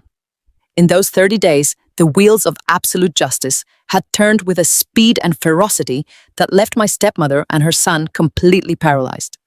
The Federal Internal Revenue Service does not move slowly when they are handed $3 million worth of meticulously documented corporate tax fraud on a silver platter. The district attorney had immediately frozen every single bank account tied to Brenda and Kyle. The central bank had swiftly foreclosed on Brenda's secret luxury beachfront condo in Florida. They were entirely cut off from the stolen wealth they had used to constantly insulate themselves from the real world. Today was the final step of my father's brilliant plan. Today I was taking back my childhood home. The weather was a stark contrast to the freezing, violent rainstorm of my father's burial. The sun was shining brightly in a clear blue sky, casting a warm golden light over the sprawling two-story colonial estate. I pulled my reliable 10-year-old sedan into the long cobblestone driveway. I did not park on the street this time. I parked directly in front of the massive double oak doors, right where Brenda used to park her imported luxury vehicles. I was not alone. Right behind me, a marked county sheriff cruiser pulled into the driveway. Two uniformed officers stepped out of the vehicle, adjusting their duty belts. Thomas Sterling had arranged for a formal police escort to ensure the eviction process was completely peaceful and legally binding. I walked up the stone pathway with my head held high. I felt the warm morning sun on my face. I was no longer the exhausted, terrified caregiver they had abused for a decade. I was the sole legal owner of this property, and I was here to throw out the trash. I walked up the wide wraparound porch and firmly pressed the brass doorbell. The chime echoed deep inside the quiet house. A few moments later, the heavy oak door slowly swung open. Brenda stood in the doorway, and the sight of her was genuinely shocking. The haughty, untouchable country club widow was completely gone. Her expensive blonde hair was flat and visibly unwashed. She wore a faded grey bathrobe instead of her usual tailored designer dresses. The dark circles under her eyes were prominent, lacking the expensive cosmetics and deep tissue facials she used to buy with my father's money. When she saw me standing there with two uniformed police officers, the remaining color drained entirely from her face. I did not offer a polite greeting. I stepped aside and allowed the senior officer to step forward. He handed Brenda a thick stack of formal legal documents. He informed her in a stern professional voice that she was being officially served with an immediate notice of eviction.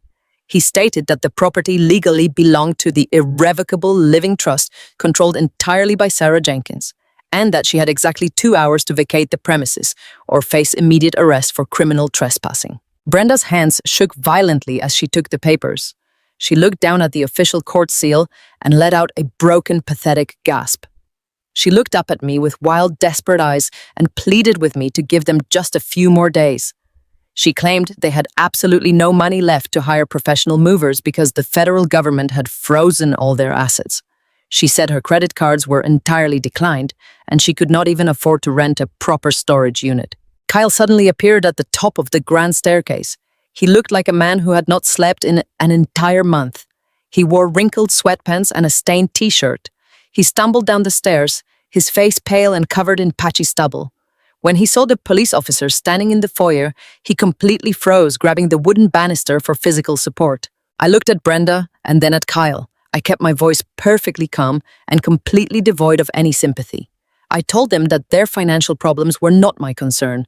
I reminded them that 30 days ago, they had given me exactly 0 notice when they brought a locksmith to drill out these exact doors. I told them they had exactly 120 minutes to pack whatever personal items they could physically carry and get off my property. Brenda began to cry loudly, leaning against the heavy wooden doorframe. She wailed that it was physically impossible to pack up a 10-year marriage in 2 hours. She begged me to show some human decency. I reached into the large canvas tote bag I was carrying over my shoulder. I pulled out a fresh, heavy-duty box of black industrial garbage bags. I dropped the heavy box directly onto the polished hardwood floor, right at Brenda's bare feet. The heavy thud echoed through the grand foyer. I looked Brenda dead in the eye and delivered a piece of perfect poetic justice. I told her that black garbage bags worked perfectly well when Chelsea threw my entire childhood onto the muddy front lawn. I suggested she and Kyle start bagging up their expensive designer wardrobes immediately before their time ran out. Kyle's face twisted with a brief flash of his old entitled rage. He took a step toward me, shouting that I was a vindictive monster and that I could not treat them like common street criminals. Before he could take a second step, the taller police officer rested his hand firmly on his duty belt and warned Kyle to step back and lower his voice immediately. The officer reminded Kyle that he was currently standing on private property that did not belong to him and that any aggressive behavior would result in his immediate placement in the back of the squad car. Kyle instantly shrank back, completely terrified of the uniform. His false corporate bravado crumbled into absolute nothingness. He grabbed the box of trash bags from the floor and scurried back up the stairs like a frightened rodent. For the next 90 minutes, I stood quietly on the front porch with the police officers, watching the complete dismantling of Brenda's glamorous fake life. They dragged heavy black garbage bags filled with custom silk dresses, expensive Italian leather shoes, and high-end cosmetics out the front door. They dumped them unceremoniously onto the front lawn. It was the exact same patch of grass where Chelsea had carelessly tossed my high school debate trophies and my late mother's handmade quilt just 1 month prior. The karmic balance of the universe was displaying itself in absolute perfect clarity. Brenda struggled to drag a bag full of her expensive handbags down the porch steps. She was sweating profusely, her breathing ragged and heavy. There was no maid to assist her. There were no hired hands paid for by my father's hardware company to do the heavy lifting. She was experiencing manual labor for the very first time in a decade, and she was completely breaking under the physical strain. As they were frantically piling their black garbage bags onto the edge of the driveway, a sleek silver luxury sedan drove slowly down the private cul-de-sac. I recognized the driver immediately. It was Patricia, an incredibly wealthy woman who was the president of Brenda's exclusive country club. Patricia and Brenda used to spend hours drinking expensive champagne on the clubhouse patio, loudly gossiping and judging everyone else in the neighborhood. Brenda spotted the silver car, and a sudden look of desperate hope flashed across her sweating face. She dropped the heavy trash bag she was carrying and frantically waved both of her hands in the air, crying out Patricia's name. She clearly thought her wealthy friend would stop offer her sympathy and perhaps invite her to stay in her lavish guest house. Patricia slowed her luxury car down just enough to get a clear view of the scene. She looked at the police cruiser parked in the driveway. She looked at the dozens of black garbage bags scattered across the lawn. She looked at Brenda standing in a faded bathrobe, looking like a completely disheveled mess. The news of the massive Federal Internal Revenue Service investigation and the scandalous multi-million-dollar corporate embezzlement had already spread like absolute wildfire through the elite country club circles. In their world, losing your money was a tragedy, but getting caught stealing it was an unforgivable social crime. Patricia did not stop the car. She did not roll down her tinted window. She simply locked eyes with Brenda for one brief, devastating second, visibly turned her head forward, and accelerated quickly down the street, completely ignoring Brenda's desperate cries for help. Brenda stood frozen on the lawn, her arms slowly dropping to her sides. The absolute reality of her social ruin crashed over her. She was not just losing the house. She was completely excommunicated from the only society she cared about. She was a total outcast, entirely abandoned by the people she thought were her true friends. Just as Brenda collapsed onto one of her garbage bags, sobbing uncontrollably into her hands, Kyle stumbled out the front door, staring blankly at his cellular phone. He looked physically ill. He walked unsteadily down the porch steps, entirely ignoring his weeping mother. He looked at me with hollow, dead eyes. He told me his credit card had just been formally declined by the moving van rental company. I asked him where Chelsea was. I noted she was noticeably absent for such a massive family moving day. Kyle let out a dry, pathetic laugh that sounded more like a cough. He held up his phone so I could see the screen. He said Chelsea was gone. He explained that the very second the federal agents formally seized their joint bank accounts earlier this week, Chelsea had packed a single designer suitcase and boarded a flight to stay with her parents in California. He had just received a text message from her lawyer confirming she had officially filed for an expedited divorce. Chelsea had realized that Kyle was no longer a wealthy corporate vice president. He was a broke, unemployed man facing severe federal fraud charges. The lavish lifestyle she had married him for was entirely funded by stolen money, and the moment the money vanished, so did her loyalty. Kyle was left with absolutely nothing. He had no wife, no career, no money, and a looming federal prison sentence waiting for him. With only 20 minutes remaining on the strict eviction notice, a cheap, rusted moving van finally sputtered down the driveway. Kyle had apparently begged a distant acquaintance to rent the cheapest vehicle available, using whatever meager cash they could scrape together. Brenda and Kyle silently and miserably loaded their black garbage bags into the back of the rusted van. There was no conversation. There were no arrogant threats or cruel smirks. They were entirely broken people, completely consumed by the consequences of their own malicious greed. I stood on the wide wraparound porch and watched them close the heavy metal door of the moving truck. Brenda climbed into the passenger seat, staring blankly out the dirty window. I knew exactly where they were going. Through the legal discovery process, I had learned that Brenda had been forced to sign a lease on a tiny, cramped one-bedroom apartment on the extreme opposite side of the city. It was situated right next to a loud industrial train yard in a neighborhood she used to openly mock. She was completely stripped of her high society status, her stolen wealth, and her false dignity. Kyle started the struggling engine of the rusted van. He did not look back at the grand colonial estate he had arrogantly claimed as his own just 30 days ago. He put the vehicle in gear and drove slowly down the cobblestone driveway, the engine whining loudly as it carried them away from my property forever. I stood on the porch and took a deep, clean breath of the fresh morning air. The heavy, toxic cloud that had suffocated this house for 10 long years was finally gone. A white commercial van pulled into the driveway just as the police officers were finishing their final paperwork. It was the local locksmith. He walked up the steps carrying his heavy tool bag and asked me if I was the homeowner who requested the full security upgrade. I smiled a warm, genuine smile. I told him, yes, I am the sole owner and I need every single lock on this entire estate changed immediately. I watched the locksmith begin his work, feeling a profound sense of absolute peace, settling deep into my soul. I had not sought malicious revenge. I simply allowed the truth to be exposed and let their own terrible actions dictate their ultimate punishment.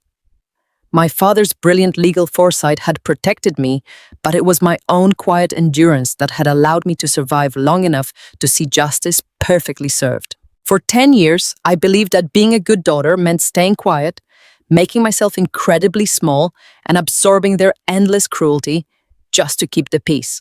But I learned that true strength is not about enduring abuse. True strength is about knowing your absolute worth and refusing to let greedy, toxic people write the final chapter of your life story. You do not owe your silence to people who actively try to destroy you. Sometimes the most powerful thing you can do is simply stand in the light of the truth and watch the people who tried to bury you dig their own graves.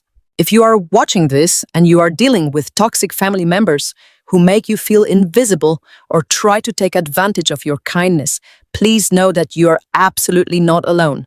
You have the total right to set firm boundaries. You have the right to legally protect yourself, and you have the right to walk away from people who do not value your heart.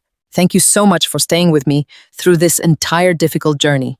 If my story resonated with you and brought you some sense of hope, please hit that like button and subscribe to the channel for more stories about justice and healing. Drop a comment below and tell me what city or country you are watching from and what time it is right now. Your support truly means the world to me. Always remember your worth and never let anyone make you feel like a stranger in your own life. Take care of yourselves. The Monday morning drive to the corporate headquarters of Jenkins Hardware and Supply felt completely surreal. For my entire adult life, my morning commute consisted of sitting in bumper-to-bumper traffic, dreading another exhausting 60-hour week at the medical billing firm. I used to grip the steering wheel of my old sedan, silently preparing myself to fight with aggressive health insurance representatives over denied claims just so I could afford my own groceries. But today, the sky was a bright, piercing blue, and the air felt incredibly clean.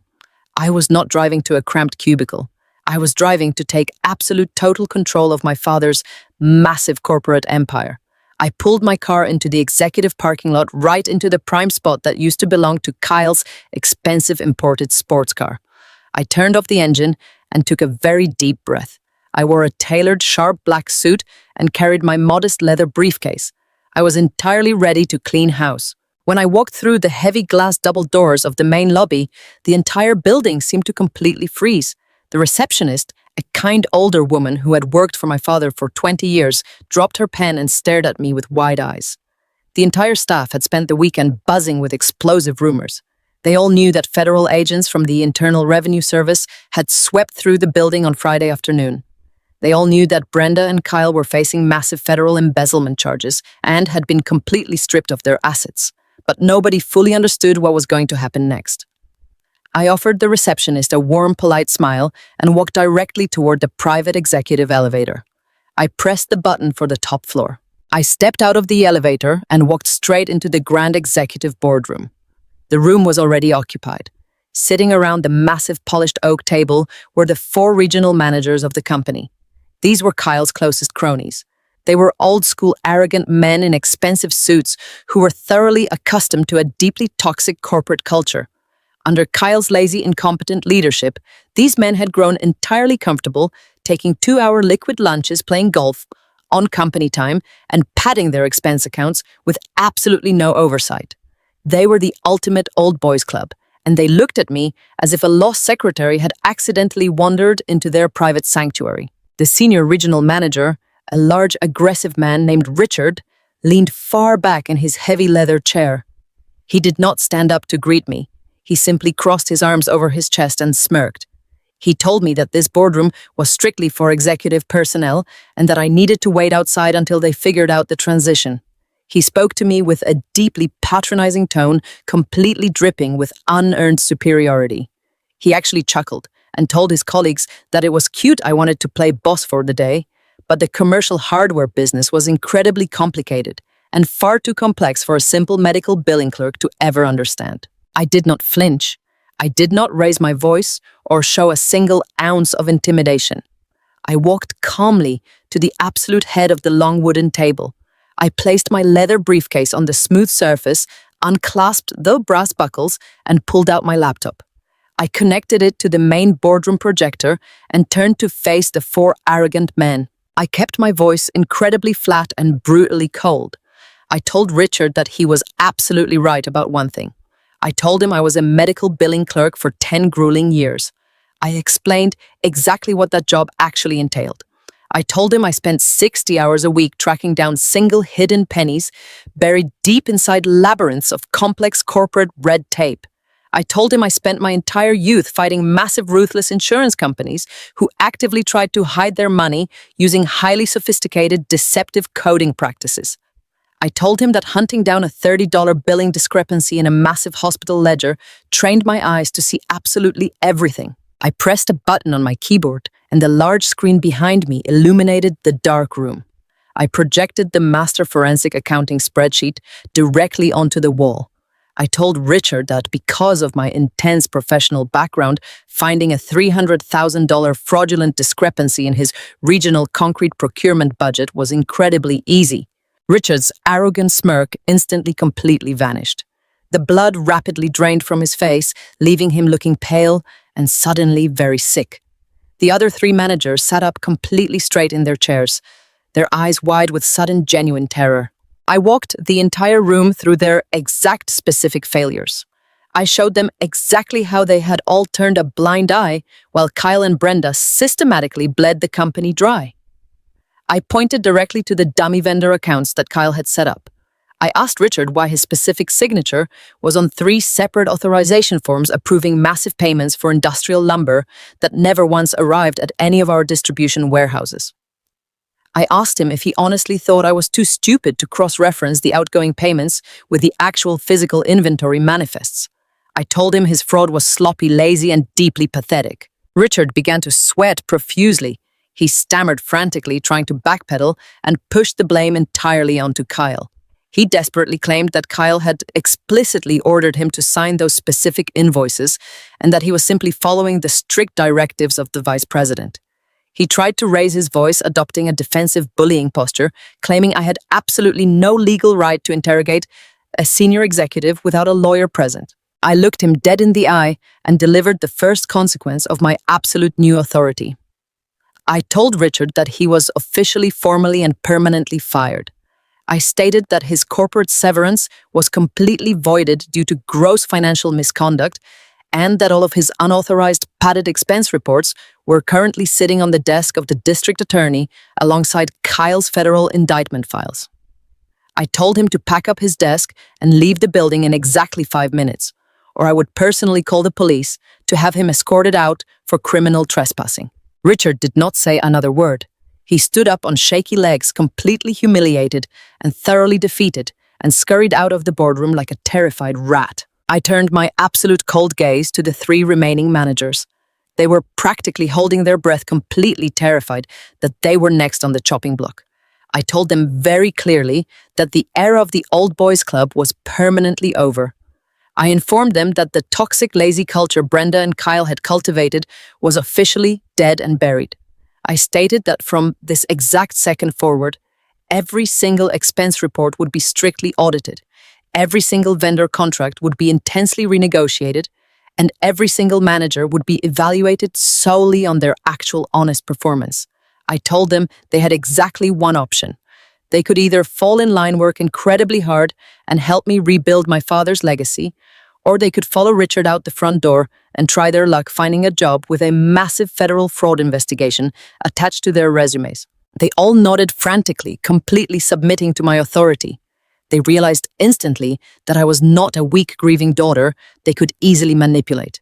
I was the absolute sole owner of the company, and I was fiercely protective of my father's empire. Over the next 4 weeks, I completely cleaned house. I practically lived in the corporate headquarters, working from early morning until late at night. I personally canceled every single toxic contract Brenda had ever touched. I restructured the entire financial department, bringing in strict, rigorous oversight protocols that mirrored the intense medical billing systems I knew so incredibly well. I refused to sit isolated in the top floor executive suite. I spent hours walking the actual warehouse floors, talking directly to the men and women who truly kept the company breathing. During one of my warehouse inspections, I met a man named David. David was a brilliant, hard-working logistics supervisor who had been single-handedly managing the entire regional supply chain for 5 years while Kyle was out drinking expensive scotch. David knew every single truck route, every supplier, and every inventory metric by heart, but he had been constantly passed over for promotions because he refused to play Kyle's corrupt political games. I brought David up to the executive boardroom and officially promoted him to vice president of operations on the spot. I gave him the salary and the massive respect he deeply deserved. The entire company culture shifted almost overnight. The hard-working, honest employees who had suffered under Brenda's arrogance and Kyle's lazy incompetence suddenly realized they were finally safe. They saw that I was fair, highly competent, and completely willing to roll up my sleeves and do the hard, grueling work right alongside them. Morale skyrocketed. The immense dark cloud that had choked the business for years finally completely lifted, and the company began to rapidly heal and thrive. It was a late Friday evening, about a month after I had officially taken control. The massive corporate headquarters was finally quiet. I packed up my briefcase, turned off my office lights, and drove back to the sprawling family estate. The house felt entirely different now. The toxic, miserable energy that Brenda and Chelsea had infected the walls with was completely gone. The heavy locks were changed, the fraudulent luxury items were removed, and the space finally belonged to me. I walked slowly up the grand sweeping staircase and walked down the long hallway toward my father's private home office. I had spent the entire past month hiring elite contractors to completely restore the room. Brenda and Kyle had violently destroyed the space, searching for hidden ledgers, tearing apart the furniture, and smashing the glass display cases in their greedy panic. Now the room was entirely peaceful. The broken glass was completely gone. The sliced leather cushions were entirely replaced. The massive, heavy mahogany desk was turned upright, perfectly polished, and gleaming warmly in the soft light of the desk lamp. The room looked exactly the way my father had always loved it. It was his quiet sanctuary restored to its absolute former dignity. I stood in the doorway, just absorbing the profound peace of the restored room, when I heard a firm, polite knock on the front door downstairs. I walked back down the stairs and opened the heavy oak door. Thomas Sterling was standing on the porch, holding a small, elegant leather portfolio. He offered me a very warm, genuine smile, a stark contrast to the fierce, terrifying demeanor he usually carried into legal battles. I invited him inside and walked with him back up the stairs into my father's pristine, restored office. Sterling looked around the quiet room, nodding with deep approval. He told me that I had done an absolutely incredible, magnificent job saving the company from the brink of total disaster. He said the transition was completely flawless and that the federal authorities had entirely secured the embezzlement case against Brenda and Kyle. The parasites were gone and the empire was permanently safe. Then Sterling slowly reached into his small leather portfolio. He pulled out a thick, heavy parchment envelope. This one did not have a red wax seal. It was sealed with a beautiful, deep blue wax stamp. He held it out to me with a look of profound, absolute respect in his eyes. He told me that my father had given him incredibly strict instructions regarding this specific letter. He explained that my father ordered him to keep it entirely hidden until the war was completely over. He said Robert explicitly demanded that this envelope only be delivered to you after you had successfully cleaned house and officially taken your rightful seat at the head of the executive boardroom table. Sterling gently placed the heavy envelope onto the polished mahogany desk, told me it was an absolute honor to serve me, and quietly left the house completely, leaving me alone in the silent office. I sat down slowly in my father's large leather desk chair. The leather creaked softly in the quiet room. My hands trembled slightly as I reached out and picked up the thick parchment envelope. I carefully broke the deep blue wax seal. I unfolded the heavy paper and saw my father's steady, familiar handwriting completely filling the page. "My dearest Sarah," the letter began. "If you are holding this letter right now, it means you have won. It means the brutal storm has finally passed, the house is clean, and you are sitting exactly where you belong. It also means you had to face a boardroom full of arrogant, dangerous men, and that you absolutely conquered them all. I never had a single ounce of doubt that you would." I pressed my hand against my mouth, feeling a hot tear slide down my cheek. The letter continued. "I am writing this to offer you my deepest, most profound apology. I am so incredibly sorry that it took me so desperately long to truly see your absolute worth. For years, I was completely blinded by my own terrible mistakes, my own failing health, and my incredibly toxic, miserable marriage to Brenda.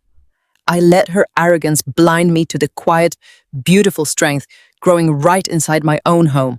I watched you sacrifice your entire youth for me.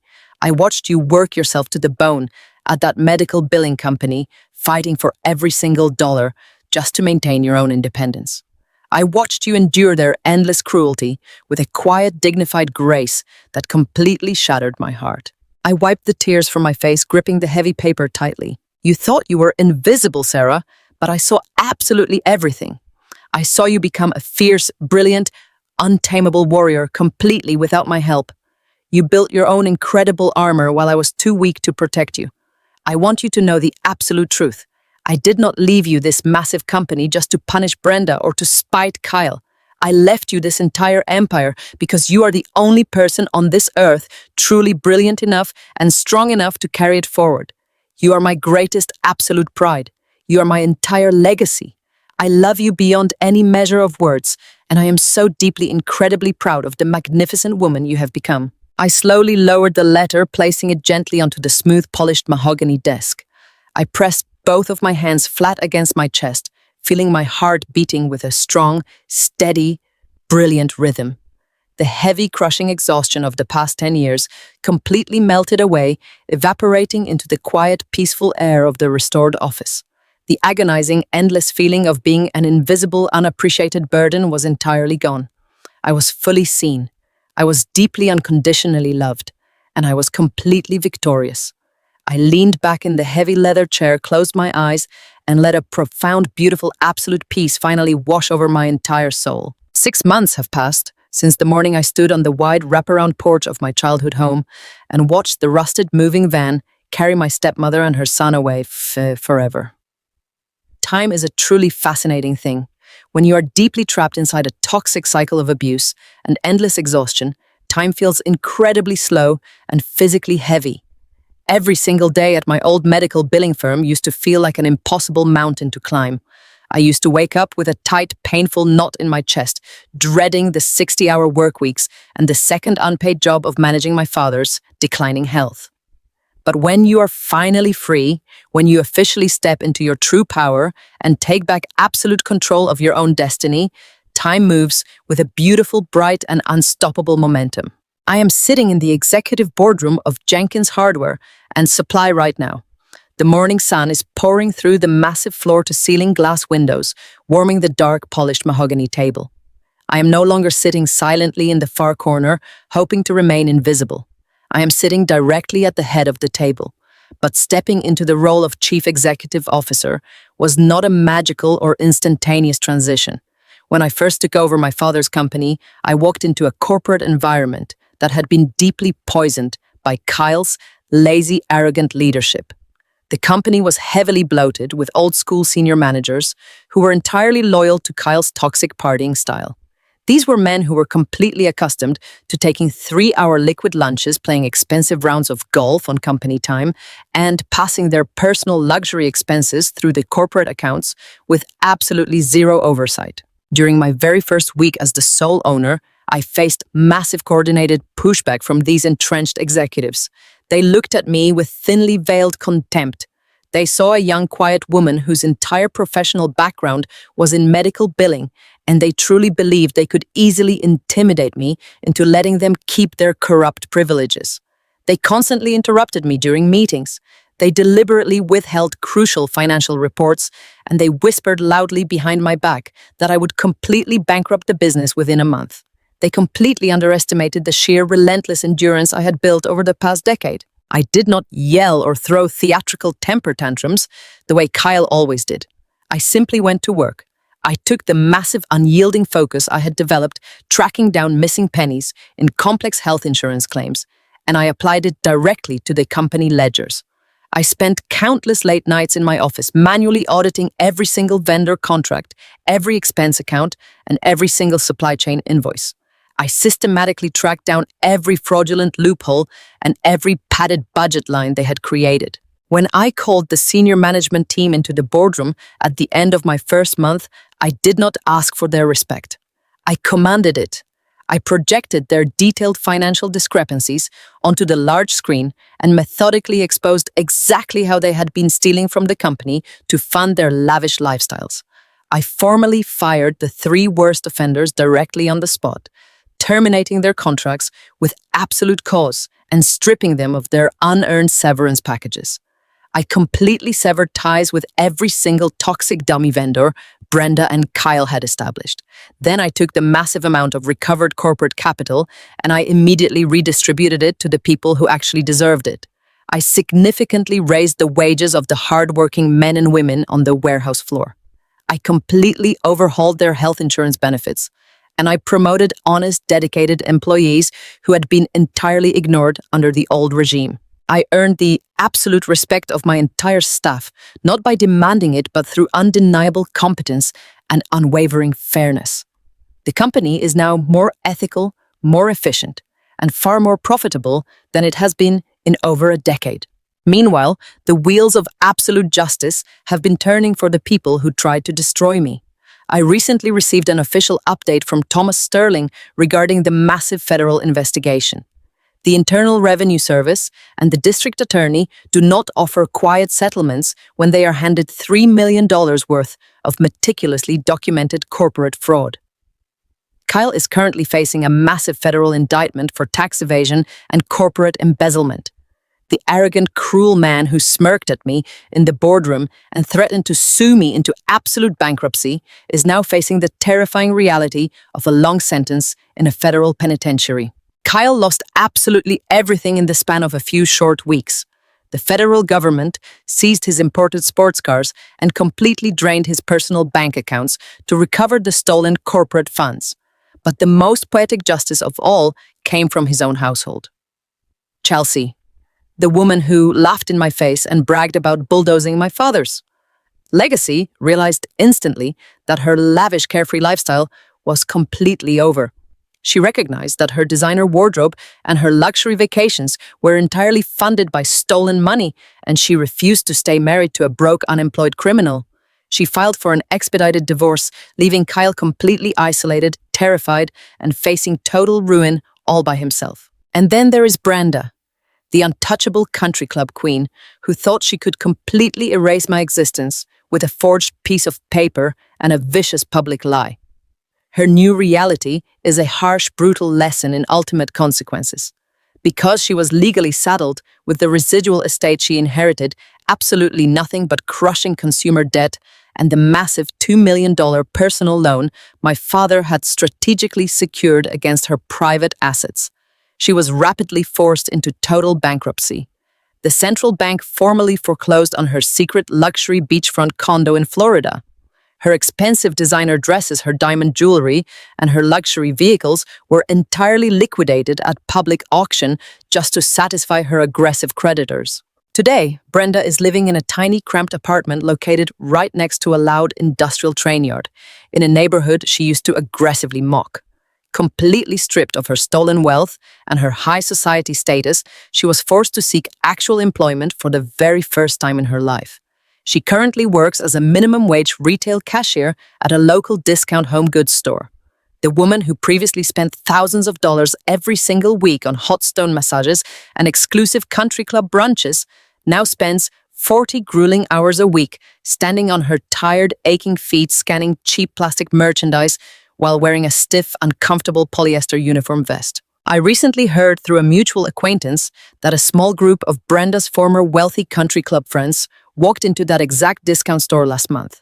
When they saw Brenda standing behind the cash register ringing up household cleaning supplies, they did not stop to offer their sympathy. They did not even acknowledge her presence. They completely ignored her, turned around, and walked right out the glass doors. Brenda has been entirely exiled from the only society she ever cared about. She is finally experiencing exactly what it feels like to be completely invisible and entirely dismissed by the people who are supposed to care about you. It is the absolute perfect karmic justice for a woman who spent a decade treating me like an unpaid disposable servant. As I leave the corporate headquarters and drive back to the sprawling family estate, I feel a profound, deep sense of healing. The house is completely quiet and entirely peaceful now. The dark, toxic energy that Brenda and Kyle injected into the walls has been completely scrubbed away. I walk up the grand sweeping staircase and step into my father's newly restored private office. The broken glass is gone. The slashed leather furniture has been replaced. The vintage oak filing cabinet sits perfectly in the corner, guarding the secrets that ultimately saved my life. I sit down in the heavy leather chair behind his polished mahogany desk. Resting perfectly in the center of the desk is a second heavy parchment envelope sealed with a deep blue wax stamp. Thomas Sterling had kept this specific letter securely locked in his private vault for 6 entire months. My father gave him strict, absolute instructions that this envelope was only to be delivered to me after the corporate transition was completely finished, and I had successfully taken my rightful place as the head of the company. I carefully break the blue wax seal and unfold the heavy paper. My father's familiar slanted handwriting fills the page. I read the words slowly, letting the profound emotional weight of his message wash over my entire soul. He writes how incredibly proud he is of the fierce, independent woman I have become completely without his help. He tells me that he watched me build my own incredible armor while he was too weak to protect me. He apologizes deeply and sincerely for taking so desperately long to see my true absolute worth. He explains that he was blinded by his own failing health and his toxic, miserable marriage, but that he finally recognized the quiet, beautiful strength I carried every single day. He writes that he did not leave me the company just to punish Brenda. He left me the entire empire because I was the only person truly brilliant enough and strong enough to carry his legacy forward. I read the letter and a warm, gentle tear slides down my cheek. But this time it is not a tear of exhaustion or profound grief. It is a tear of absolute closure. I realize as I sit in this beautiful, quiet room that I no longer actually need his apology to validate my existence, but receiving it brings me a profound and absolute peace. The heavy, crushing burden of trying to constantly prove my worth to a family that refused to see me is entirely, permanently gone. This entire intense journey has taught me a vital, unforgettable lesson about the true fundamental nature of family. I spent my entire 20s believing that family meant unconditional loyalty, no matter how terribly you were treated. I thought that if I just sacrificed enough of my own youth, if I was just useful enough and quiet enough, they would eventually love me and respect me. I believed that sharing a house or carrying a legal title meant you owed people your endless endurance. I was completely wrong. Blood does not give anyone the right to abuse you. A legal marriage certificate does not give someone a free pass to manipulate you, steal from your future, or publicly humiliate you in front of a grieving crowd. True family is not defined by proximity or legal obligations. True family is defined by the people who consistently show up for you with honesty, respect, and mutual care. When Brenda denied my bloodline and my father's coffin in the freezing rain, she honestly thought she was destroying me. but she actually gave me the ultimate incredible gift. She gave me the absolute freedom to finally walk away. She showed me exactly who she was, and I finally believed her. True justice is not about malicious, angry revenge. I did not have to actively plot to ruin Brenda or Kyle. I simply stood my ground, presented the undeniable truth, and let their own toxic, desperate greed completely tear their lives apart. True justice is taking back your own power. It is building a beautiful, safe, successful life where toxic people can absolutely no longer reach you. I am no longer the exhausted, terrified girl crying alone in the pouring rain.